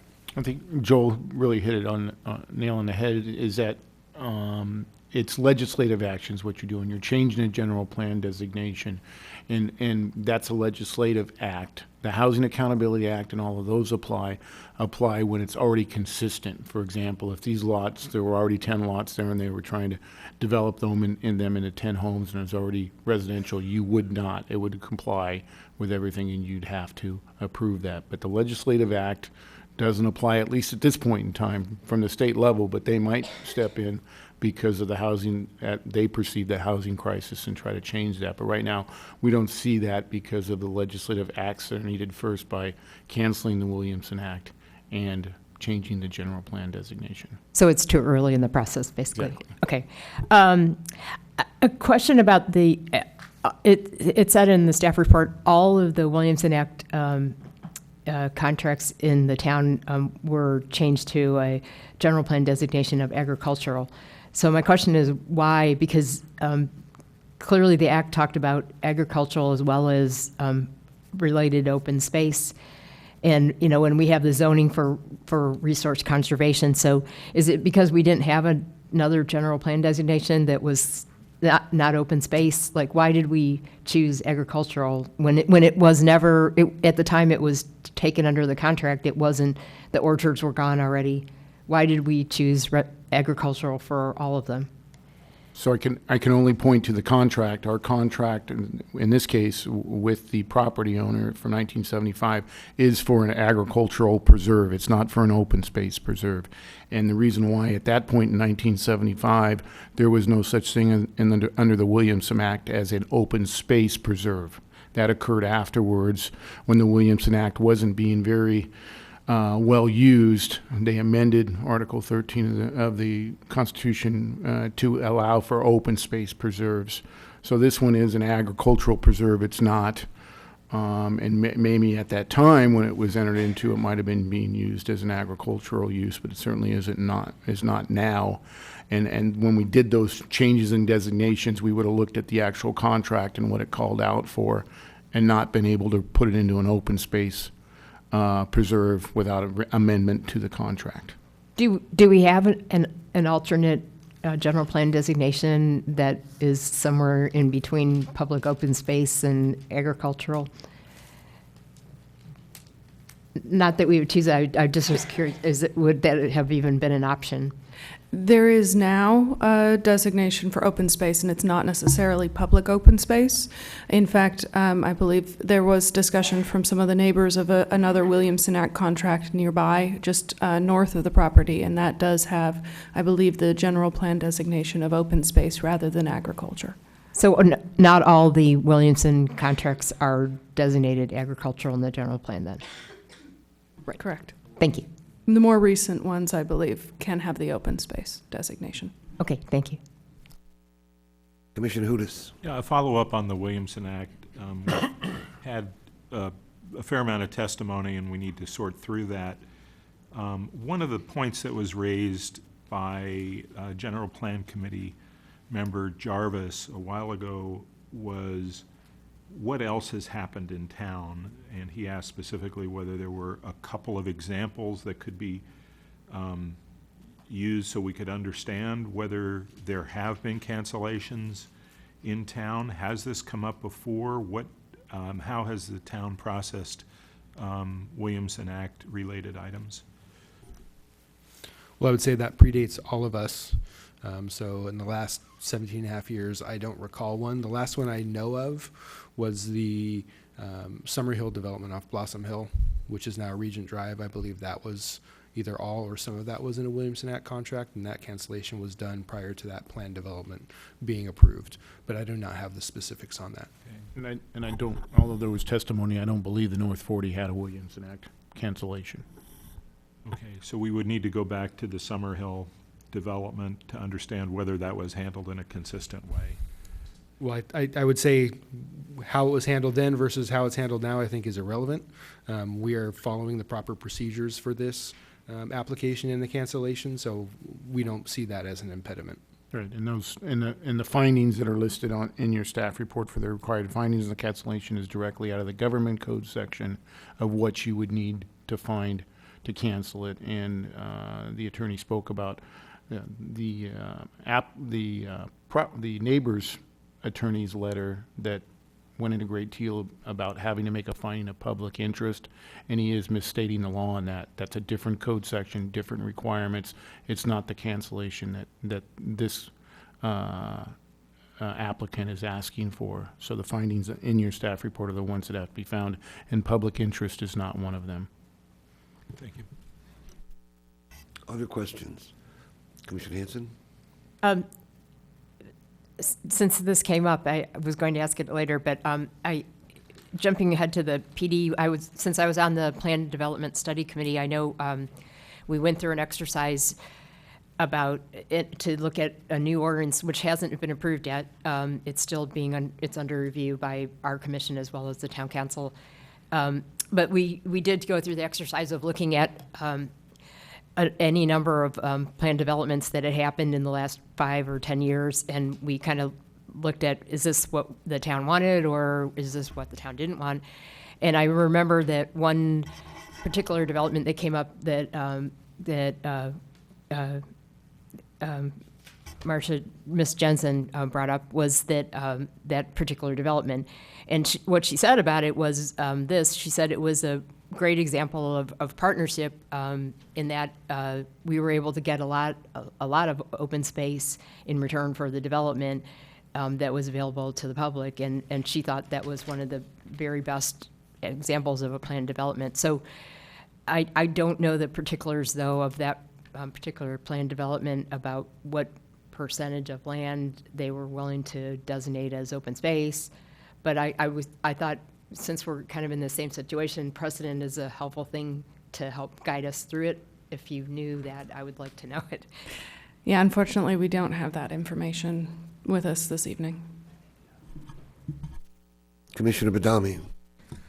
I would just like to make the comment, and it's something that Ms. Quintana had cited previously, that this is a perfect example of where it makes sense to have an A&S application accompany a PD application, so we know what we're getting and we know what the ramifications are, because they can change depending upon the siting of the house. That being said, with this PD application, with 10 lots, is that the maximum allowable density? Under the proposed HR1 zone, the maximum allowed density, I believe, is 10.84. So yes, 10 would be the maximum. Okay, so this is maximum allowable density, and if there were fewer homes, it makes sense that, or it may not make sense, but would there be exceptions needed for cut and fill exceptions, a roadway outside of the LRDA, and homes built on 30-degree slopes? It does appear that there would likely still be some roadway exceptions required, but it really does depend on which homes and what the redesign looked like. A significant amount of those exceptions for the cut and fill are reduced by the two-access alternative, and I'm not sure, there would need to be further analysis to see what other impacts might be reduced. Thank you. Commissioner Hudas. So again, I'm raising the question about the two-access versus the one-access opportunities. It seems to be odd that that the applicant is saying they would prefer something that's other than the proposed project. Could you maybe explain how we got to that point and whether staff has an opinion about the two alternatives, and also have the alternatives been studied equally in terms of the exceptions and the cut and fill and the trees and everything else? LRDA, yeah. Yeah, so this is a bit of an unusual situation in that the progress of the process as we've gone through the staff analysis and the environmental impact report has resulted in an alternative that really has taken care of a lot of the potential issues, and that the applicant really is very much in support of that. However, we are still looking at what was the originally proposed application. But as I said in my verbal report, staff is definitely in support of consideration of that two-access alternative, because it does reduce, even though the proposed project does not have any potential significant impacts that can't be mitigated. All of them can be mitigated for the proposed project. The potential impacts as well as the potential exceptions for the two-access alternative are reduced. And so staff would be supportive of that alternative. So has the two-access alternative been evaluated to the same degree that the proposed project has? The two-access alternative, as you can see in your plans, does have the same level of detail in terms of the design by the applicant. It has been sufficiently reviewed in the environmental impact report so that it could be approved based on the current environmental document. And we have looked at the comparative exceptions in terms of the cut and fill depths and the details that are provided in the plans. Yes. So it has received equal consideration? It has, yes. Okay. And does staff have an opinion about it, given the environmental considerations and other considerations that were raised both in writing and during testimony tonight? As previously stated, we are in support of either of the options. With no preference? There are definitely positives for the two-access alternative in terms of reductions in impacts. And I would just offer as well, I think if we would have had a conversation with the applicant that they were really going down the path of the alternative rather than the proposed, we would have taken that into consideration and probably would have been before you requesting the two alternative access. I think there are some comments in their letter of justification that could lead someone that way, but we never got that direct input that I'm aware of. Right. Thank you. So that I understand, does it matter? You know, we have 4 bullets to discuss, and earlier I said the 5th is Plan A or Plan B. And does it matter what they said initially as opposed to what they're saying now? It sounds a little bit like Alberta Way. You know, it goes boom, boom, boom, boom, and suddenly they like this one more than that one. And I'm okay with that. You can proceed with either alternative. Adopting or recommending approval of the two-access alternative is actually one of the potential alternatives listed in our staff report, that you can move forward. The findings and conditions would all apply. Thank you. Commissioner O'Donnell. It appears to me that the two-access alternative is environmentally a better plan, and since we would have the ability to do either one, and since the applicant basically said they'd go with either one, but I understood them to say they agreed that two-access was better in that sense. The only way it's not better is that one has an impact on Sierra Vista that the other does not. And now that impact, obviously, if you live there, is a negative impact. It may be possible to say there's a positive aspect in that it divides the traffic up. If you go with 10 and you have 4 above, 6 below, obviously, that will ameliorate the traffic down below, but now suddenly you'll have traffic up above. So that's got to be taken into consideration. But I think the testimony is that there is an easement there, and the easement is adequate for the purposes. And if anybody read the easement, it would say that it was for a roadway. So those people who did not read the easement didn't see a roadway and said, I guess there's no roadway. But all preliminary title reports and all final title reports reference easements, and you can obtain a copy, obviously, from the title company. So I think this roadway was there for anyone who wanted to look. I don't blame anybody for not seeing it. That's a fairly, unless you're represented, I guess it's a fairly sophisticated question. I'm kind of curious as to, personally, I think environmentally, the two-access is the better way to go. One of the things we have not talked much about is the 10 versus some other number. Obviously, if you have 17 point whatever it is acres, and you take 3 out of that, and you get 14, I guess, 14 point something, I think, and divide that by 10, you have 1.4, if my math is correct, per lot, which is, I think, probably bigger than most of the houses in the area. We've already had testimony as 12,000 square foot lots, 10,000 square foot lots down below. Up above, it was an acre, as I understand it. So these lots are bigger than most of the immediate area down the hill, bigger than the only one we've heard about up the hill. So the size is not particularly out of sync. The question, I guess, would be whether there's some environmental reason or some other reason why 10 should be cut down as opposed to arbitrarily doing so. So I'm still waiting to hear, and I'm sure I will, some discussion on that. I'd like to hitchhike on your point about Sierra Vista. I didn't get up there, but I've read letters and I've heard speakers talk about potential dangerous situations on Shannon, and I don't get out a lot. So when I went out today, I went up Kennedy and made the left onto Longmeadow. There's a 3 or 4-way stop sign there now, and I don't think that's been there that long, because or maybe I just drove through the stop sign. But when I went up there, I saw people on Longmeadow having trouble getting on to Kennedy. And the stop signs clearly have remedied that situation as long as you stop.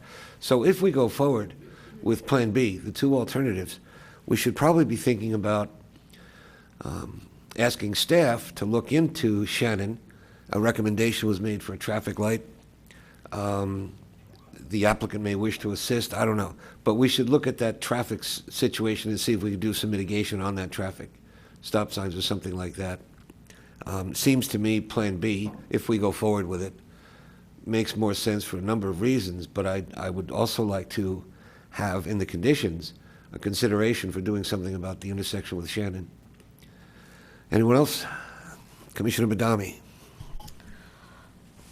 Tagging on to what Commissioner O'Donnell said in regards to the number of lots, he's looking for discussion as to maybe reducing the number of lots and what justification we could use for that. Well, I'm going to refer to the Hillside Development Standards and Guidelines, where in Chapter 8, it talks about subdivision and plan development projects, and it says, site constraints and implementation of the Hillside Development Standards and Guidelines may not allow a specific site to be developed to the maximum density allowed by the zoning ordinance. So my concern with the 10 lots is you've got lots 6 and 7 that are on slopes that are borderline 30 degrees.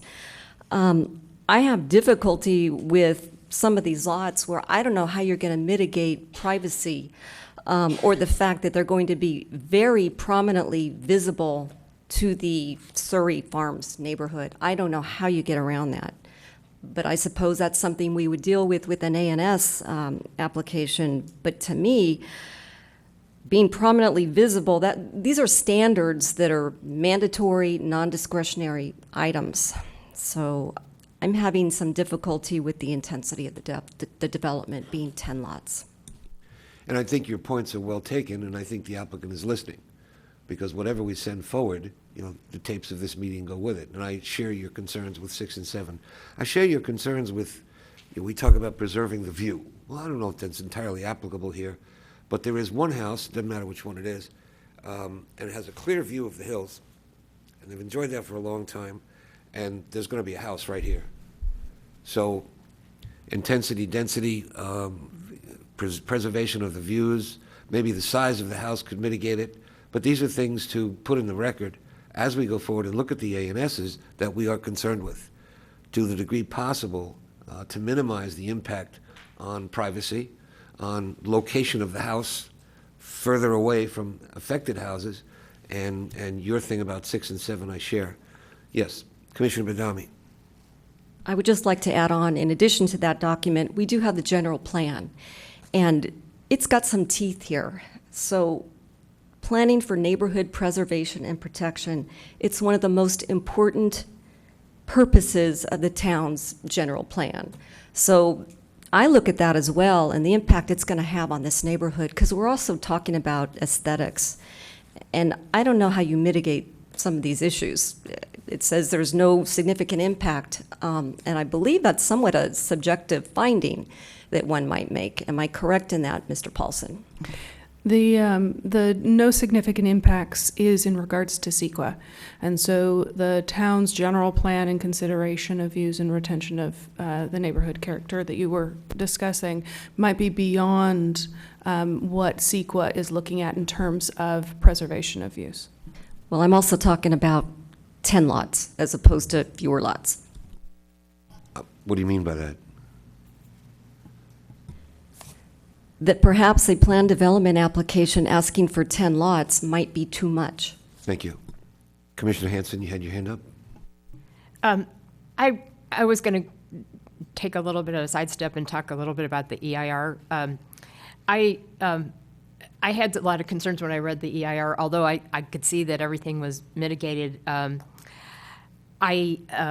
the case of the view, the way that the EIRs work is it says clearly in there that they only assess the aesthetics from the viewpoint of the general public, not from the viewpoint of individual property owners. And so then you're in the situation of where there's individual property owners that are their view is going to be impacted because now they're looking at a big hill, and then they're going to be looking at a bunch of houses. So my thinking, if hopefully correct, is that the environmental impact report is only one part of the decision that we would make in our recommendation, and that we would also look at the general plan. And as Commissioner Badami pointed out, we have lots of teeth in the general plan about views. We just had this in a hearing 2 weeks ago, that there's a lot of things about preserving neighborhoods, and it is all subjective about how you see it, but it is nonetheless it is there in the general plan. And so getting onto the PD though, I had some concerns because the PD does specify the number of lots. So I mean, if we get to the point where we could approve the other things and we're going to recommend approval of the PD, it currently says for 10 lots. So wouldn't we need to put our recommendation into that recommendation? Any feedback we have on what should constitute that PD, recognizing that there's also architecture and site out there, but that doesn't affect the number of lots that go into it, nor some other conditions, which I'll bring up a little bit later. I was wondering, as you and Commissioner Badami were speaking, and Commissioner O'Donnell, maybe you can help me with this. You know, we have 5 things to do. Should we focus on the provision that goes to lots, try to resolve that, and move on, taking them one piece at a time? If that was directed to me, and even if it were not, if you recognize me, I would not like to break it up. I mean, we could break it up if people, as we go, want to. We have some general questions that I think, personally, I think we're still talking about. And I personally would not want to tick them off as we go down, because it's a little bit like this project. When they started, they thought of one access point, and as they learned, as they moved forward, they came up with another possibility. And I'm listening to everybody and thinking about this, because as I look at the 5 things, I think I'll be influenced as we go along. So I might say, okay, now we've taken care of point 1, let's move on to 2. But I don't want to say, oh, well, I can't go back to 1 when somebody says something that impacts that. So I agree with you that to the extent that we want to make sure we hit each one of those, but I just would not want to think we precluded going back. Yeah, I totally agree. That wasn't my intent. My intent was to perhaps get a tentative resolution to something, and then move on to the others, because we need a map. We need a map and a guide. Commissioner Hudas. Yeah, while we're talking about the number of lots, maybe just on that topic, a couple questions for staff.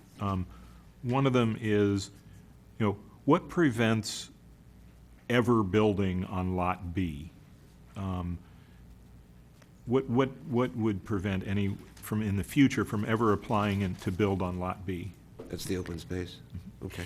If a requirement for open space easement were recorded on that land, then it would not be allowed to be built on in the future. Is that part of the ordinance? I'd have to confirm, but I believe so. Okay. And I would just offer that if it is not, it will be. Okay. So we can come back to that. The other question related to number of lots would be, if we're looking at the proposal, and there have been questions raised about Lot 7, Lot 6 as well, but 7 to me is even more prominent and has more impacts. Does staff have an opinion about Lot 7 if we were to take down the number of lots? So is that the right one to consider? Is that one we should consider? Well, the commission can consider any of the lots they would like. If that is a specific lot that the commission wants to make part of their recommendation for removal, then that simply gets added to your motion for a recommendation to the town council. And it should provide a basis so council can see where you connected that for the findings and the evidence. And I think Commissioner Badami was heading down that path, citing to the LCP and to the hillside guidelines. Further comment? Commissioner Hanson? Since one of the things that we're being asked to do is to consider the plan development zoning as well, I wanted to ask about the findings for PD approval. I didn't see it in our list of findings. And I know we're operating under the current ordinance versus the one that's, we're discussing to change it to. And there was a lot of findings for that, but what are the findings for the PD?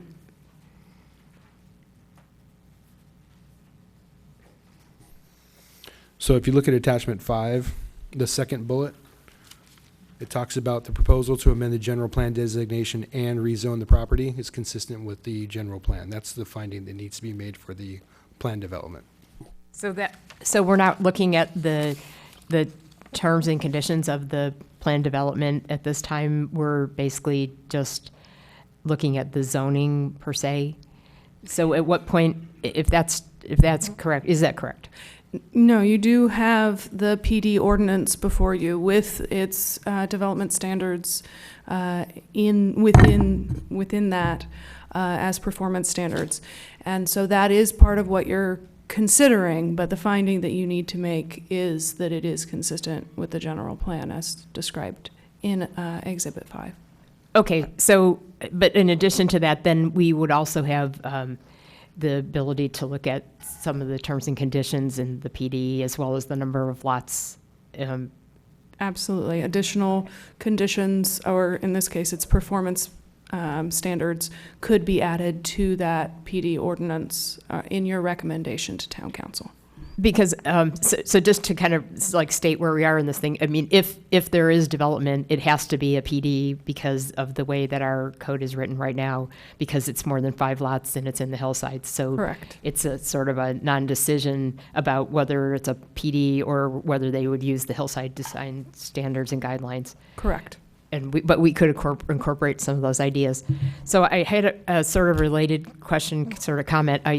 In looking back at the EIR, one of the things I noted, there's all kinds of potential biological impacts and wildlife impacts and whatnot. And I know some of the residents did comment that, the mitigations are, and this is standard in EIRs because we've seen them before, but the mitigation is sort of like if they find anybody nesting in a particular tree, then they have to take these mitigation things. But the big picture of the thing is that this is currently a big wildlife corridor, and when we were talking about the potential changes to the fence ordinance, we had all kinds of testimony from environmental people and stuff about how we need to make it so that wildlife can pass through and all that stuff. So I don't know that the mitigations really encompass that, because they only look at if they happen to find something there.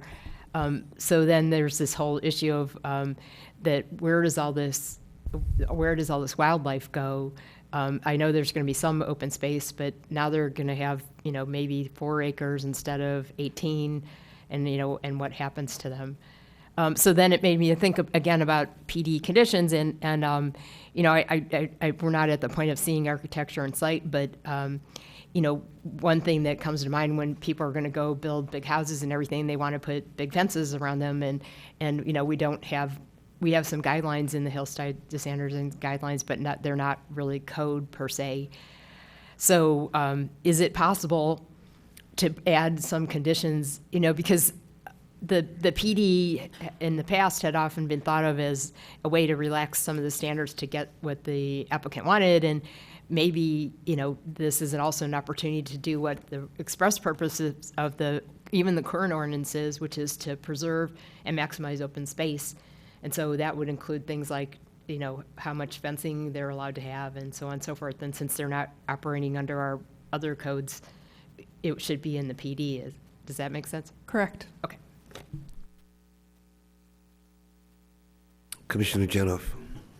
Yeah, I think for me, there are enough questions regarding the plan development as proposed, having to do with how many lots, the views, fencing, and what my fellow commissioners have already mentioned, that it would be difficult for me, I think, at this time to approve that plan development as is when we have the opportunity, or might have the opportunity, to make refinements that they could better satisfy the residents as well as the developers. One thing that occurs to me is that there may be an easement at Sierra Vista, but does the EIR need to be revisited with regard to traffic? I did go to the upper part of the property along Sierra Vista Drive and Sierra Vista Circle, and it's not fun getting out there on Shannon. And I was there, let's see, maybe 10 o'clock in the morning, so I can imagine when there's a lot more traffic. So I have a question about whether there might need to be an additional traffic impact analysis should that to access be the direction we want to go. No additional analysis would be necessary. If you do take a look at the alternatives analysis within the EIR, it does actually go into some detail for traffic and a number of other items for that alternative. So it is fully reviewed and examined as far as requirements for CEQA. Okay, so then, we're back at that point of what the residents say versus what the analysis says. The other thing, I think as far back as 2010, when the CDAC reviewed the project, and we're talking about lots 6 and 7, there were issues with regarding that, the impact on the view. If the developer or the property owner were willing to consider a realignment of the boundary lines to accommodate fewer lots, there might also be a way to incorporate a street that doesn't go through, that is in the LRDA, that accommodates maybe 7 or 8 lots rather than all 10. I think the problem that we have with the encroaching on the out in the protected areas is because of the number of lots proposed. So reducing the number of lots gives us the opportunity to look at more creative ways to route that street that also would have a less environmental impact as the 2 street access. Also, it seems clear to me from visiting the site from both ends is that with all due respect to the beautiful neighborhood at Twin Oaks and Longmeadow, those lanes seem to be able to accommodate traffic much more than the Sierra Vista Drive. I mean, there's just wider streets, longer streets. So I'm a little bit concerned with that second access because of that impact on those properties up on Sierra Vista. So again, I'm just wondering if we couldn't ask the developer to go back and do a little bit more work on the PD concepts. Take a look at reducing the number of sites, citing them, even though my request for an elevation of the hill is as fictional as not. If we know generally where the developer wants to place those pads, we know generally they're going to be 1-story or 2-story houses, we can pretty much figure out, I mean, I could take the photographs and probably plot those according to the topographical lines, which I'm not going to do, but it's possible to do. And we'd have a much better sense of what that visual impact is. So for me, I'd like to see more detail on the planned development project. Commissioner O'Donnell. I don't want to go back to the drawing board. I think we have enough here that if we feel, for example, that 10 is too many, we can make it less. However, I don't, this is a fairly complex situation, and we can do this for a long time, going back and forth, and I'm not sure that benefits anybody. I was looking for something concrete. We've had a couple of the lots particularly singled out, 7, for example. I would personally like to see there was some additions, if people want to put additions to the conditions, to do it now. If people want to reduce the number of lots from 10 to, let's say, 8, I'm not arguing for that. I'm saying if that's what people want, they could recommend that too. But to say go back to the drawing board essentially and try to figure out what we're all saying here, because we're not all saying the same thing, I think would be unfair to the applicant without being a benefit to those people who are protesting. So I just throw that out, not because I disagree with the sentiment of it, but I would hope that this evening we could come up with something more concrete on our recommendations to the council. Maybe we won't be able to, but I just wanted to say that because I feel some responsibility, if we can, to move this along. This started in 2010, I guess it was. It hasn't exactly raced down the track. It's now 2018. It might be fair to everybody concerned to bring some. Well, we can only recommend. The council will do whatever the council does. But I would recommend that we move it along to the council if at all possible. I have a comment from the town attorney. Just to re-comment about the difference, and many times you do continue it to go back to the applicant to revise their plans, and that's usually done when you're the final deciding body and you're going to be making a final decision on that. In this case, it is just as Commissioner O'Donnell mentioned, you're making recommendations, and those recommendations are not only council, but they're actually towards the applicant too, and has that ability to make changes before it gets to council along the lines of any recommendations that you make to changes to the PD ordinance or to the And so will staff listen to those same recommendations if in fact there's requirements that you want to put into the PD ordinance that have been missed either by staff or need to be revised. So staff thinks the better alternative is to make those recommendations and to move it on to council. This might help and it might not, so I'll throw it out. I could make a motion dealing with the 5 points we have, with the idea being that it is a tree upon which you can hang your ornaments. But if we don't have the tree, then it's difficult to do that. We have to make the findings, or recommend the findings, I guess, of all 5, or we recommend, I guess, denial. I think we can make the 5 findings. However, people may say, well, that's fine, but I think it would be better if we did X, Y, or Z, and we could see what the majority then feel like. So at the end of the day, we'd have a motion tuned by the majority of the Planning Commission, if that would be helpful. So I throw that out as a possibility. If it is deemed to be helpful, I would make the motion, and then I would ask if there's a second, but I would look for people to make suggestions on how we could change that. That's pretty much what I tried to say earlier, but you said it better. Commissioner Hootis. I mean, I agree that we're going to do something that's not perfect, that we are going to need to make a recommendation that gives direction, and it's important for us not to go back to the drawing board, particularly since there have been a number of items of concurrence and agreement. My concern about doing that tonight is that we're being asked to make a recommendation between 2 alternatives that I don't think have been given equal weight, either in the way they've been analyzed or in the way the public has been noticed about it. I don't think the public was aware that the alternative to the 2-access alternative was the preference.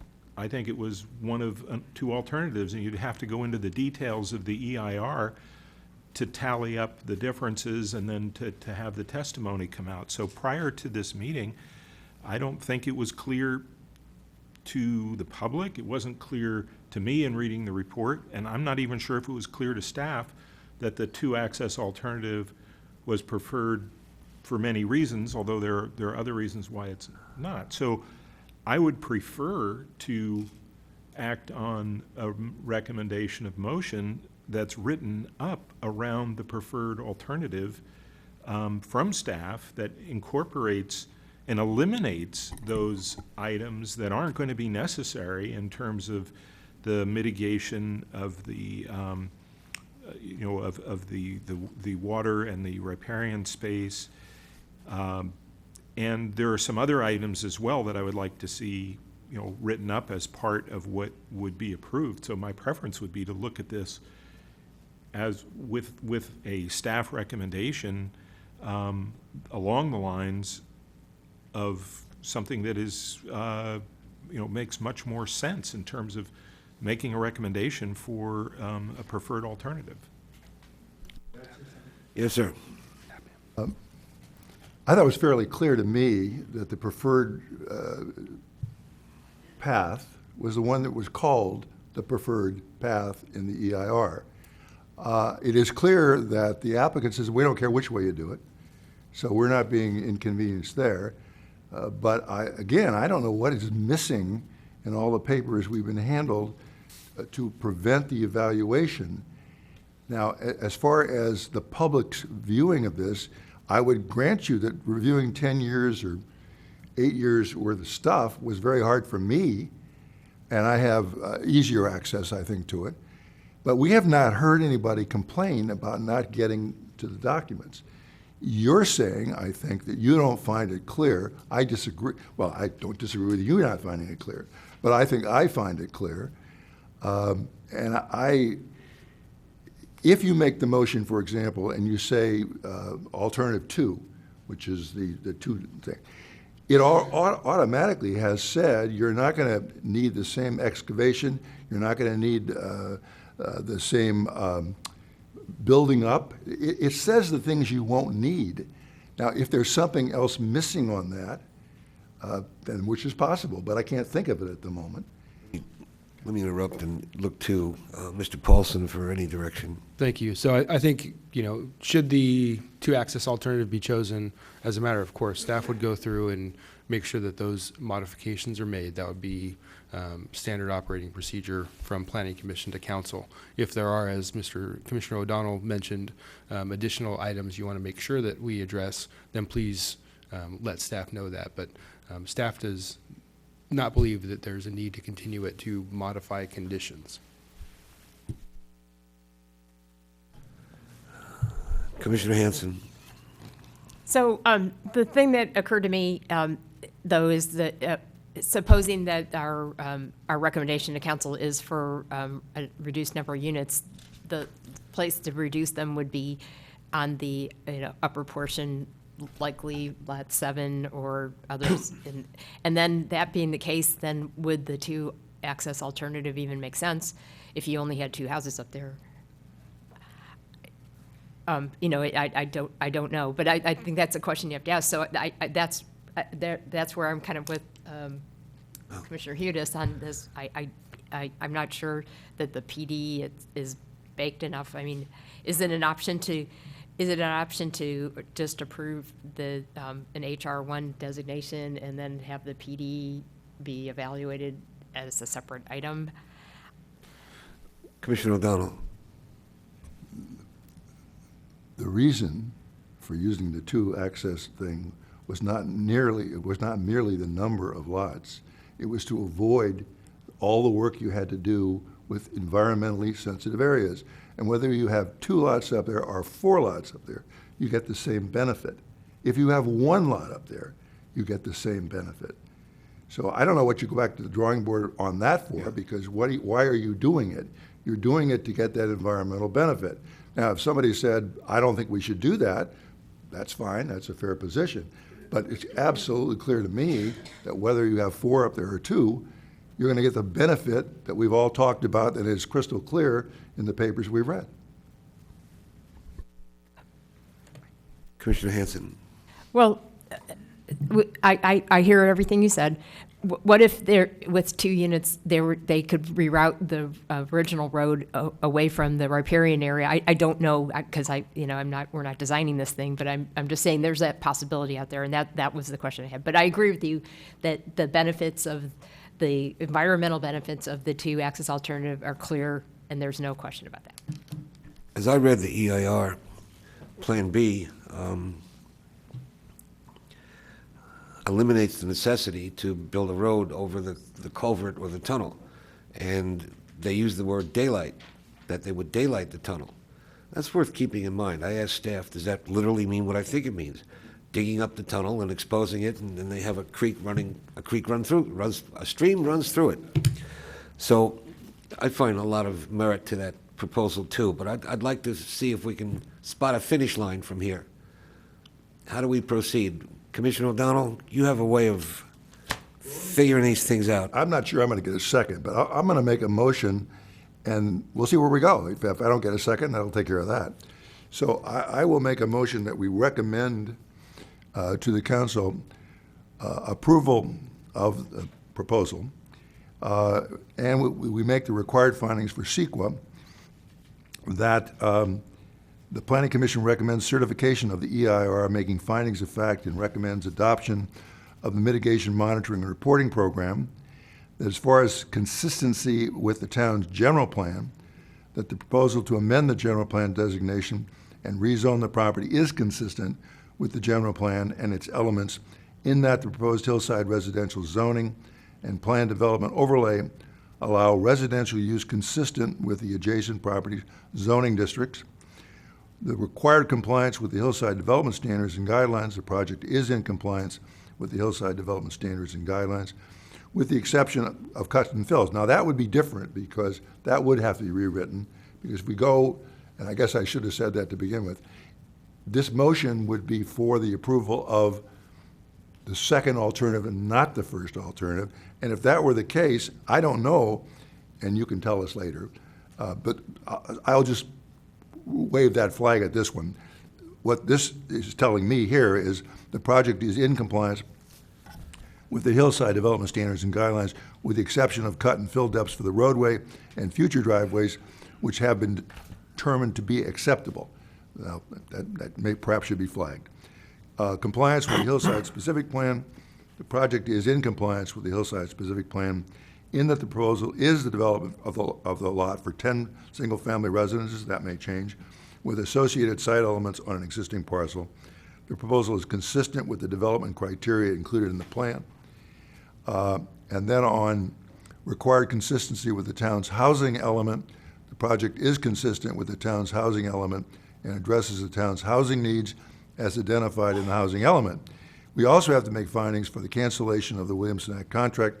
Those reasons are set forth on page 2 of exhibit, or attachment 5, which I will try not to read into the record. I'll just say that those are they, and that's 1, 2, 3, 4. That's the 5 highlighted points which you all have before you. So that would be the motion, and as I say, I'm assuming that we would proffer some amendments to it, but I think we need a second if that's going to be possible. What am I raising my hand for? The only one I don't believe I heard was the recommendation also that adopt the plan development ordinance. Did you incorporate that one into it? I deferred to your confreres over here. They told me I didn't need to do that. It was part of the general plan, and the PD were within one finding. So, Commissioner O'Donnell, when we agree to certify the EIR, is that the place to add an asterisk on all of the tree work that Commissioner Hudas did? No, because the EIR is either going to be certified or it isn't going to be certified. The tree work, I think, would come under the plan development, and so, but it wouldn't come under the EIR. That's answered. Now, when you talk about, I'm working on that. When you talk about the plan development as consistent with the general plan, where would Commissioner Badami's current concerns be voiced? She could, if we get a second, then people can have at it, and they can say, I agree with the motion, except that I think we should do A, B, and C, and we can consider all those things. And so at the end of the day, we may have a motion which is substantially different, or at least more detailed than this motion I made. I second the motion. Okay. And I'd like to have Commissioner Hudas talk about trees, to get that in there, Commissioner Badami to repeat our remarks about the general plan, and perhaps Commissioner Janoff to talk about the number of lots. I don't know where we put all those pieces under which one of these headings, but I second your motion. Comment, Commissioner Hudas. Trees. I don't feel that I have sufficient information to be comprehensive on that, because the plan I was presented with was illegible, and I would offer my notes to staff to consider, but I think there's work that needs to be done on trees that needs to be reviewed carefully before it goes to council. You talked to the applicant and gave him specific numbers which he wrote down. Are your concerns beyond that? Yes. Okay. Because, and the reason that they go beyond that is that that was based on the proposed project, not on alternative, the two-access alternative. The two-access alternative was noted with some yellow shadings. It wasn't clear which trees would be destroyed and which ones would be preserved under the Let me ask this. If we make a motion and we attempt to change it as best we can, and we simply say we would like to have the draft prepared and returned to us so that we can then go over the draft. Bingo. And if you want to ask for anything specific like you're asking for right now, then it would, I would like to have something to work with. But I agree with you that maybe we need some time, plus looking at the draft, so that when we finally do make the recommendation, it should be very helpful to the council for us to do that. And clearly, it will be helpful for us to know what we're doing. But I have this feeling that if you have a draft, it's easier to work from a draft than to work from discussion. I would be very comfortable with that. I have some other items that I would suggest in that draft. One would be to address whether that mitigation is required where there were 3 options, and if it's not required, then fine, it goes out the window. But if it is still required, that we limit it to option 2 or 3, not 1, which is the bank. Is this the riparian corridor? Yes. With Plan B, we Well, don't need those. It's not referred to as the riparian corridor, it's referred to, yes. So I do believe that the two-access alternative does accomplish the second alternative, that it avoids those riparian areas. And so by that design, it's actually already meeting that mitigation measure. Okay. The other one I have is a concern that I raised about access to the open space, given that the trail appears to have to cross a driveway. And so I want to make sure that in the PD, that proper access is given to the public to open space, both at the top of the hill and because it does appear that that road is short. So that would be another item that I would ask to be added. Included. And if I may, one more item would be for staff to look at the traffic flow, not a TIA, but to look at the safety and other concerns that were raised about whether the access to Shannon is adequate or is dangerous. I don't think that was analyzed in the same way. So those are items that occur to me to be added. So those could all be added to the motion and go as recommendations to council and wouldn't need to come back to this board. Is that acceptable to the maker of the motion? Well, it was, until our council spoke. It's my clear understanding at the moment that this is going to come back to us because we're not going to finish tonight. What I'm coming up with here is we're trying to come up with the best draft we can. I'm being told to turn on my mic. Sorry, thank you. All of that was lost. Good. So what we're trying to do is, I don't think this commission is ready at this moment to make a final motion. I am trying to give us the framework of a motion. It is not now intended to go to the council.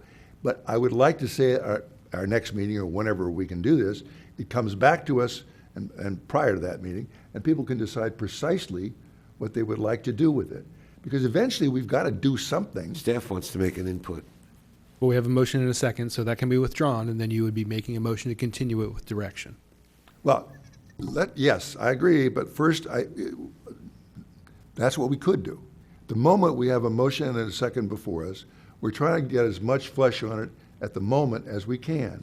If it appears that we can't get enough flesh on it, which I don't think we will, then I think what we can do is to say the other, which is to say, do the draft, bring it back to us, and we will withdraw the motion effectiveness tonight.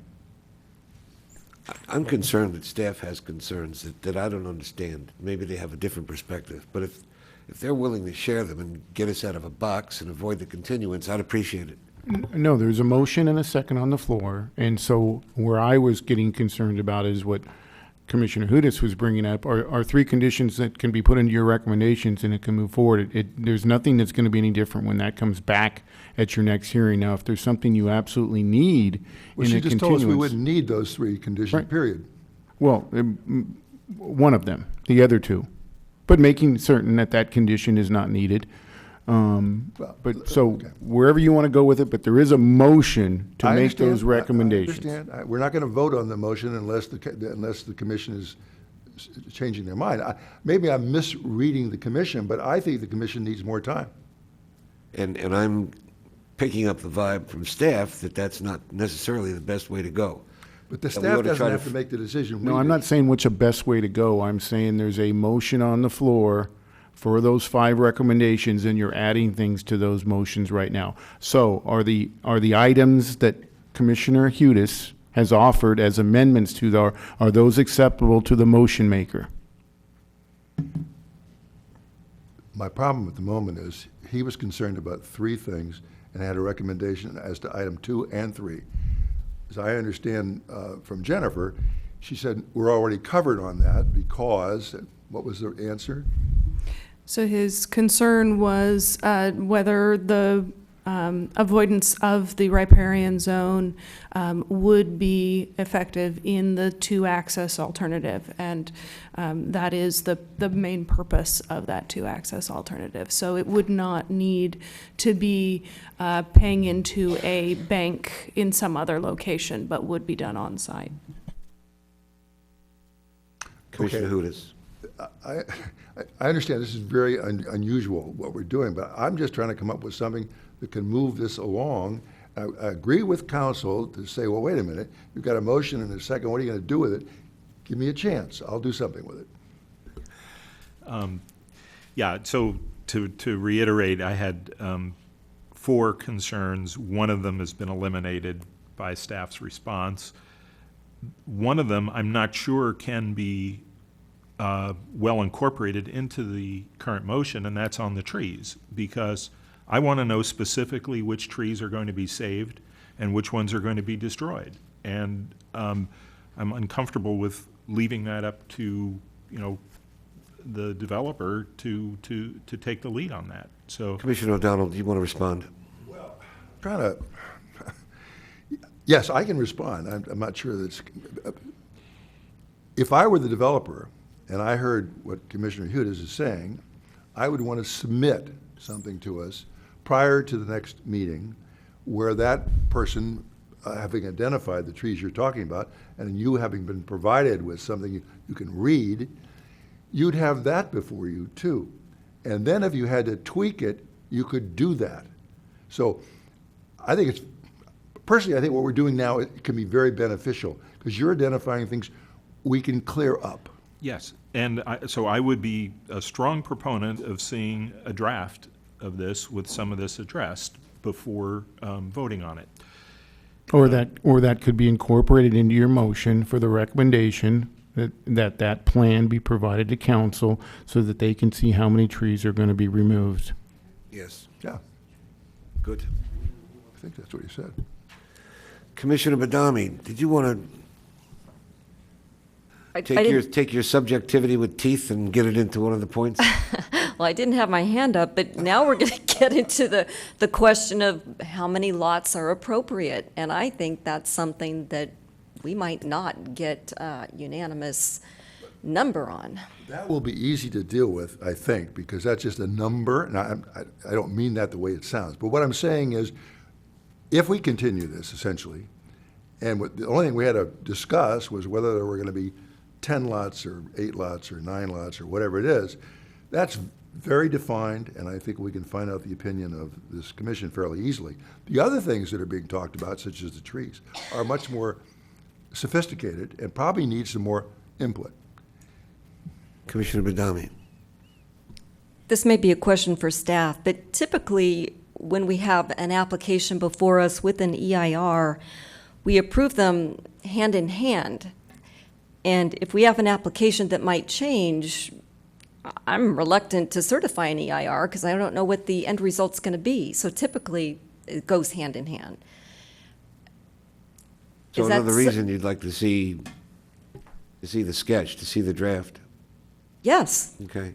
Commissioner Jano, if you had your hand up. Only two proposals. Yeah, if I think through what Commissioner Hudis is asking for and Commissioner Badami, and if there are other commissioners like myself who might be in favor of reducing the number from 10 to 8, then that impacts the trees, it impacts the road, it impacts things that it may not make sense for us to be digging into further detail because it may change. I would propose that we in Section 3, Item 2 of the ordinance, we provide a number that is not 10, but it's, I'm proposing 8 market rate single-family residences. And that somewhere in the ordinance, we also say that that there has to be, with respect to the views, preserving the open space as it was, and also preserving the trees, and also not impacting the riparian area, and staying within the LRDA with regard to street pavement and that sort of thing. I think if the number of homes is reduced at all, then all of those things are impacted, and so asking for more detail about what may not be in the end is a fruitless endeavor. So that would be my recommendation. And where would we put that? Is that to be added to the motion? Chair, I would just offer, I'm hearing it from at least 3 commissioners so far that they're going down the continuance path, which may be where Commissioner O'Donnell ultimately gets with his current motion. That's not how it's stated currently, but so I think that's kind of the exploration. I think Commissioner O'Donnell's intent, and I don't want to put words in his mouth because that's not safe for me or him, but I think we want to go through these topics, get them out on the table, and then that motion potentially gets converted into a continuance with direction, and that direction becomes the direction from the former motion. Can we do that now? You can, but that's up to the maker and the seconder. Why don't we do that now, and the road becomes more clear? Wait a minute, I'm not sure what do that now means. He's saying we have a motion and a second. Yeah. And unless we revise the motion to request a continuance, we can't get there from here. So I think it's a simple adjustment. I don't think anything's simple about it, but, I mean, I've heard serious questions by Commissioner Hudas that can only be answered by further detail, I think, and perhaps a suggestion by the applicant. I've heard serious questions about whether there should be 8 lots rather than 10. And that, of course, will have the possible ramifications that you've suggested. That is to say, well, which 8? And now it may be that if 2 were taken out, it would solve, I'm not saying it does, it might solve some problems. But again, we need that input. If you just simply say, we want 8 lots, not 10, that doesn't tell you much. And it doesn't tell you which 8 you want. So it's clear to me that there is not enough information at the moment to make an intelligent motion. That's why, even though we have a motion and a second, I will ask the seconder shortly if I withdraw the motion, although I don't know if I can withdraw it or we have to vote it down, I forget. The council will tell me. But what I'm trying to get done today is as much as possible, and I think we're making progress because people are saying things that are important, but I think if they can crystallize them, then we can get this thing moved along so that at the end of the day, the next meeting, you know, we may have enough detail. Not everybody will agree, but if 4 people agree, you've got the motion passed. And that means we need a continuance. But first, we have to finish this discussion. Continuance by itself doesn't do anything for you. A continuance by itself doesn't do anything. A continuance to reduce the project to 8, 7, 6 lots and ask the applicant to revise his project is not an option. You are making recommendations. You can certainly say reduce it to 8 lots, 7 lots, 6 lots, and that's part of your recommendation that goes forward to council. So if you want plans to be revised by applicant because you're not the final deciding body, that's not an option. As far as CEQA, you can't tie CEQA to a less density project. You're actually tying it to your LCP policy. So you're not looking at impacts. And in fact, I've never seen a project where you reduce the density increases impacts. And in this case, all impacts have already been for a lot have already been reduced to less than significant. So there isn't any change in CEQA document.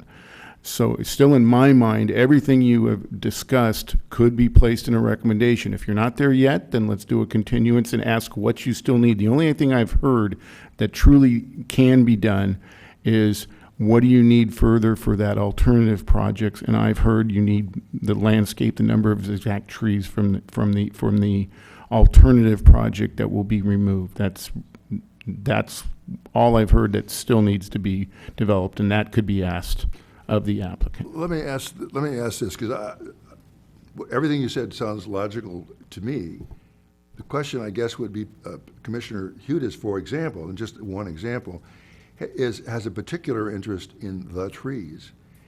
If one simply, if one is doing this recommendation, and in the recommendation it said, too many trees are being removed, and that should be changed, I thought it would be something we could help the council with. I think if I understand you correctly, it's like, no. No, that was the one that you could request, is to see the land. He said he was not able to read it and understand it, and I believe the applicant said he could provide that. If that is instrumental to your decision-making process to make a recommendation, you can do the continuance for that. But I've heard quite a bit on, I don't know whether it's 6, I don't know whether it's 7, I don't want 8, and then I want the applicant to provide us with additional plans to do that, and that's not an acceptable continuance. Okay, the other question I have. Hang on. Commissioner Janoff. I just wanted to be clear. I'm not, in the recommendations that I made, I'm not asking to see more plans.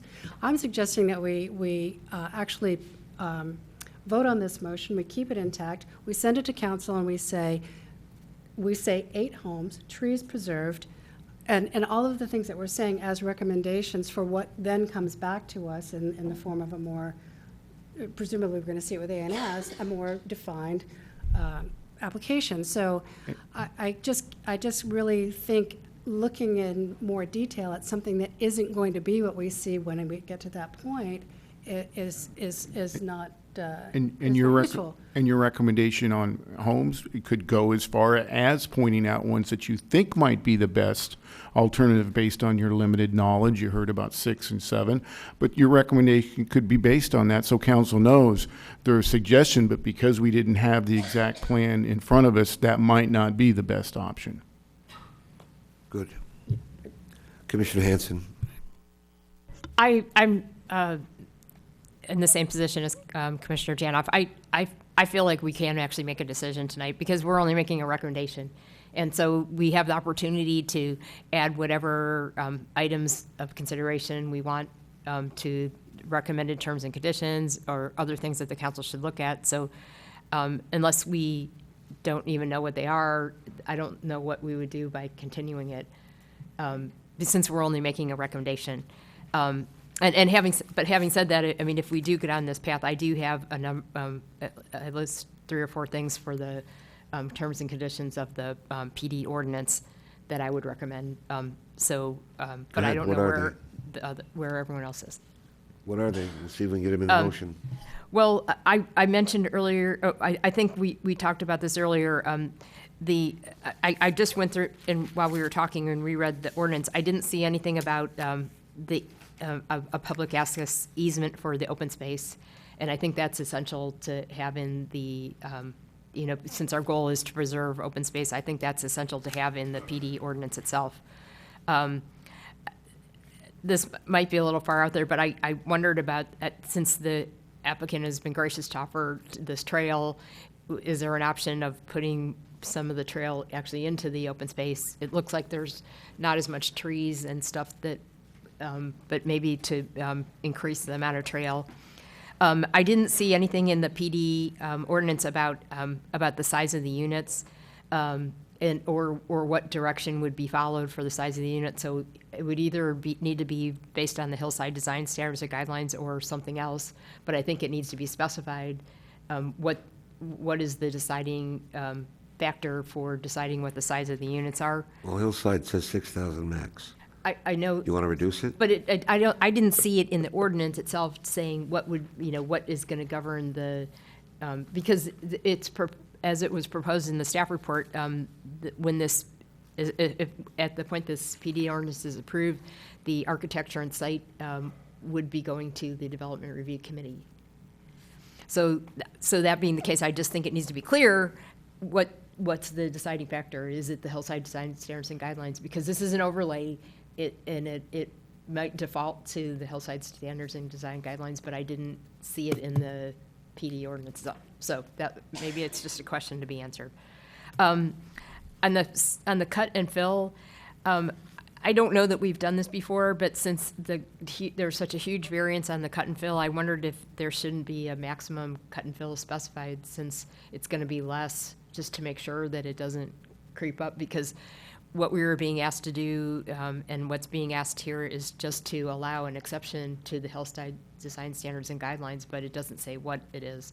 So I just wondered if it would be sensible to put a limit on the maximum cut and fill.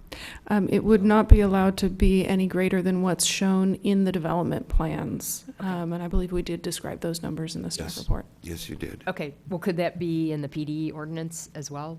It is specified that it would be match in significant, substantial conformance with the proposed development plans. Okay.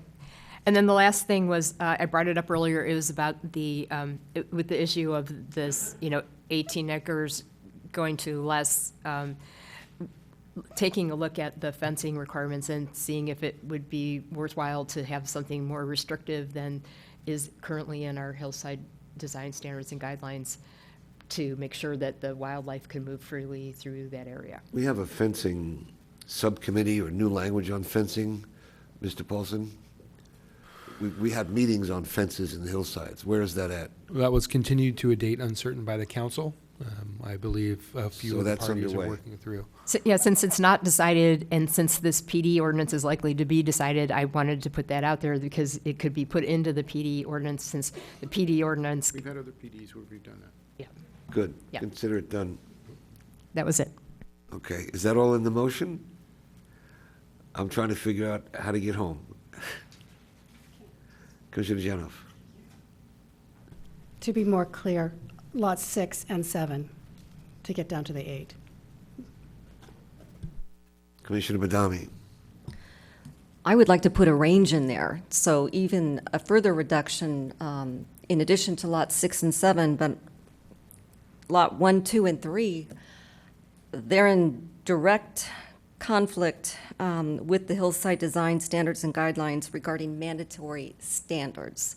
So I would like some consideration for a further reduction, not just 8, but maybe giving council a range between allowing lots, not 10, but between 5 and 8, with emphasis given to lot 1, 2, 3, and in particular, 6 and 7. I'm wondering what you just said, what lots 1, 2, and 3, they're not in the hillsides. They're not subject to hillside standards and guidelines. They're on the level. So you're right about those other guys, but I don't think 1, 2, or 3 are in there. This is a split property. Half is hillsides, half is flat. Excuse me, isn't it being zoned hillside residential, and therefore all the lots on that would be Subject to considered? the hillside? Yeah. Yes. Correct. Good. I stand corrected. Thank you. But I would add, when we talk about those houses, to pull them away from existing houses, Well, as far as practical. okay, I agree with that, but I just want to make one other point here. With these two neighborhoods, we're comparing apples to oranges, because the Surrey Farms, the existing Surrey Farms neighborhood is not subject to the hillside design standards and guidelines. But you've got a new neighborhood, Surrey Farm Estates, that is. So you've got different performance standards that are really going to impact the Surrey Farms neighborhood. And that's why we put a lot of protection into even developing our hillsides for the impacts that it has on a neighborhood. And that's where we go with that general plan with neighborhood preservation and protection. Right. And I gotta wonder, where did the farms come into Surrey? It seems like we're taking the farm out of Surrey. I mean, were there ever farms in that neighborhood? Does anybody know? There were farms in the Spanish. I would have hoped when we entered into the contract with them for the Williamson Act and declared it an agricultural preserve, it was at that point in time at least some type of farm or agricultural use. Commissioner O'Donnell. I don't know how we do it, but I'm going to withdraw my motion. I'm getting totally confused by all this, and there's nothing to hang on that tree. So we've had this question before, and I don't know whether, if the seconder agrees and I can withdraw my motion, or whether we have to vote. You've ruled on this. I agree. Well, I want to hear what the council says. currently, as I understand, but I don't know if the first and the second have approved this, is the motion was to make all the findings into your beginning, and then I have at least, and staff chime in, is, reducing the trees to the maximum extent possible, public easement in the open space, making sure that those requirements are in there. The size of the units has to comply with the hillside design guidelines. The cut and fill will be no more than the development plans. We'll make sure all those things are in there, and fencing requirements to allow for wildlife. And right now, at least, but I don't know where we were, there was to reduce it to 8, with 6 and 7 being the emphasis, but then there was by Commissioner Madami to make it between 5 and 8 and include 1, 2, and 3. That's what I have heard so far but I have not heard the maker of the motion agree to all. I certainly don't agree to what Commissioner Badami said with 1, 2, and 3. I don't agree with that. The rest of it, yes, to the extent that an amendment has to be made to the motion, I would. All the rest are acceptable. I would accept that. The one I would not suggest hers because, well, it's not important why, because I just wouldn't. Okay. And the second, are those all acceptable to the? They're acceptable to me. If there's the presumption of what I said earlier about pulling those houses away from existing houses. Some of them seem to be right on top of another one, and you just move them and lower them. Is that acceptable? Tom? I don't know what it means. Just move the houses. What does that mean? Get it away from existing houses to the extent possible. That's what I want town council to know. The way you stated it, I guess, is fine, as far as possible. Commissioner Jenoff? Yeah, I would just phrase it differently. I would say, and redistribute the remaining lots so that they are preserving as much of the neighborhood compatibility consistent with the general plan and the hillside specific plan. I agree. So at the moment, then, it's a recommendation of 8, is that correct? Is that right? Yes. That's in the That's motion. my recommendation. That's the motion. Commissioner Hudis? No more Just than 8. curious whether the maker of the motion supports 8 to go forward. As presently stated, yes, I would support it to go forward. Now, you asked that question for a reason. What was the reason? No, it's your motion, and I hadn't heard you weigh in on probably the most important aspect of it, which is the number of lots. To move this along, if it's 8 lots, that's fine with me. The council will ultimately decide whether it's 8 lots or 10 lots or 2 lots or whatever they're going to decide. But 8, to move this thing along, yes, I would support that. We're saying 8, as I see it, because we want 6 and 7 off that slope and preserve that view and preserve that hill. So that 8's a good place to start. Anyone else? Commissioner Hudis? Coming back to the trees, I'm not comfortable with the language to save trees to the maximum extent possible. I'd like to list specific trees and for the applicant to provide compelling evidence why these couldn't be saved, if that would be okay with. To whom is the compelling evidence To given? the council. Okay. When they consider it. If you want to attach the numbers of the trees, I don't have a problem with that. And the second point was okay too. So. Yeah. So I'm just going to list them now. Well, why don't you just give them the numbers after? Okay. Was that the list you previously mentioned? Yes. Yeah, we have all of those, and then also the Grove on Lot 7. Okay. And, with regard to that list was prepared with an illegible format and with not a serious consideration of the 2-access option. So I think that it needs serious scrutiny on the trees. So. May I, to the chair? Commissioner O'Donnell. That'll be part of the recommendation. May I suggest to the applicant that they provide the commission, notwithstanding that it may be gone, with a clearer and more legible map showing the trees.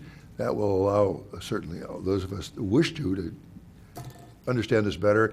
And Commissioner Hudis has done a lot of work on this, and it would help him, and ultimately it will help the council. So I would request that a clearer exhibit of those trees without blocking out the numbers be provided to us. That's simply a request. So. All right. Further discussion on the motion? My goodness. Seeing none, I'm going to call the question. All those in favor say aye. Aye. It passes unanimously, 6-0. In a situation like this, Mr. Paulson, are there appeal rights? There are not appeal rights. This is a recommendation, so it will be forwarded to the town council, and the mayor will place it on an agenda. Thank you. Commission matters. Are there any matters that any commissioner wishes to bring forth? How about a report from the Director of Community Development? Mr. Very quickly, last week, the council approved the general plan update work plan. So we are in the midst of preparing an RFP, which will be sent out for consultants to submit proposals for the preparation of the general plan update. And then next week, the council will, depending on the length of the agenda, potentially consider the North 40 specific plan amendments, and then provide direction and/or come to a final conclusion on that. And that concludes my report. Thank you. There being nothing further, this meeting is adjourned.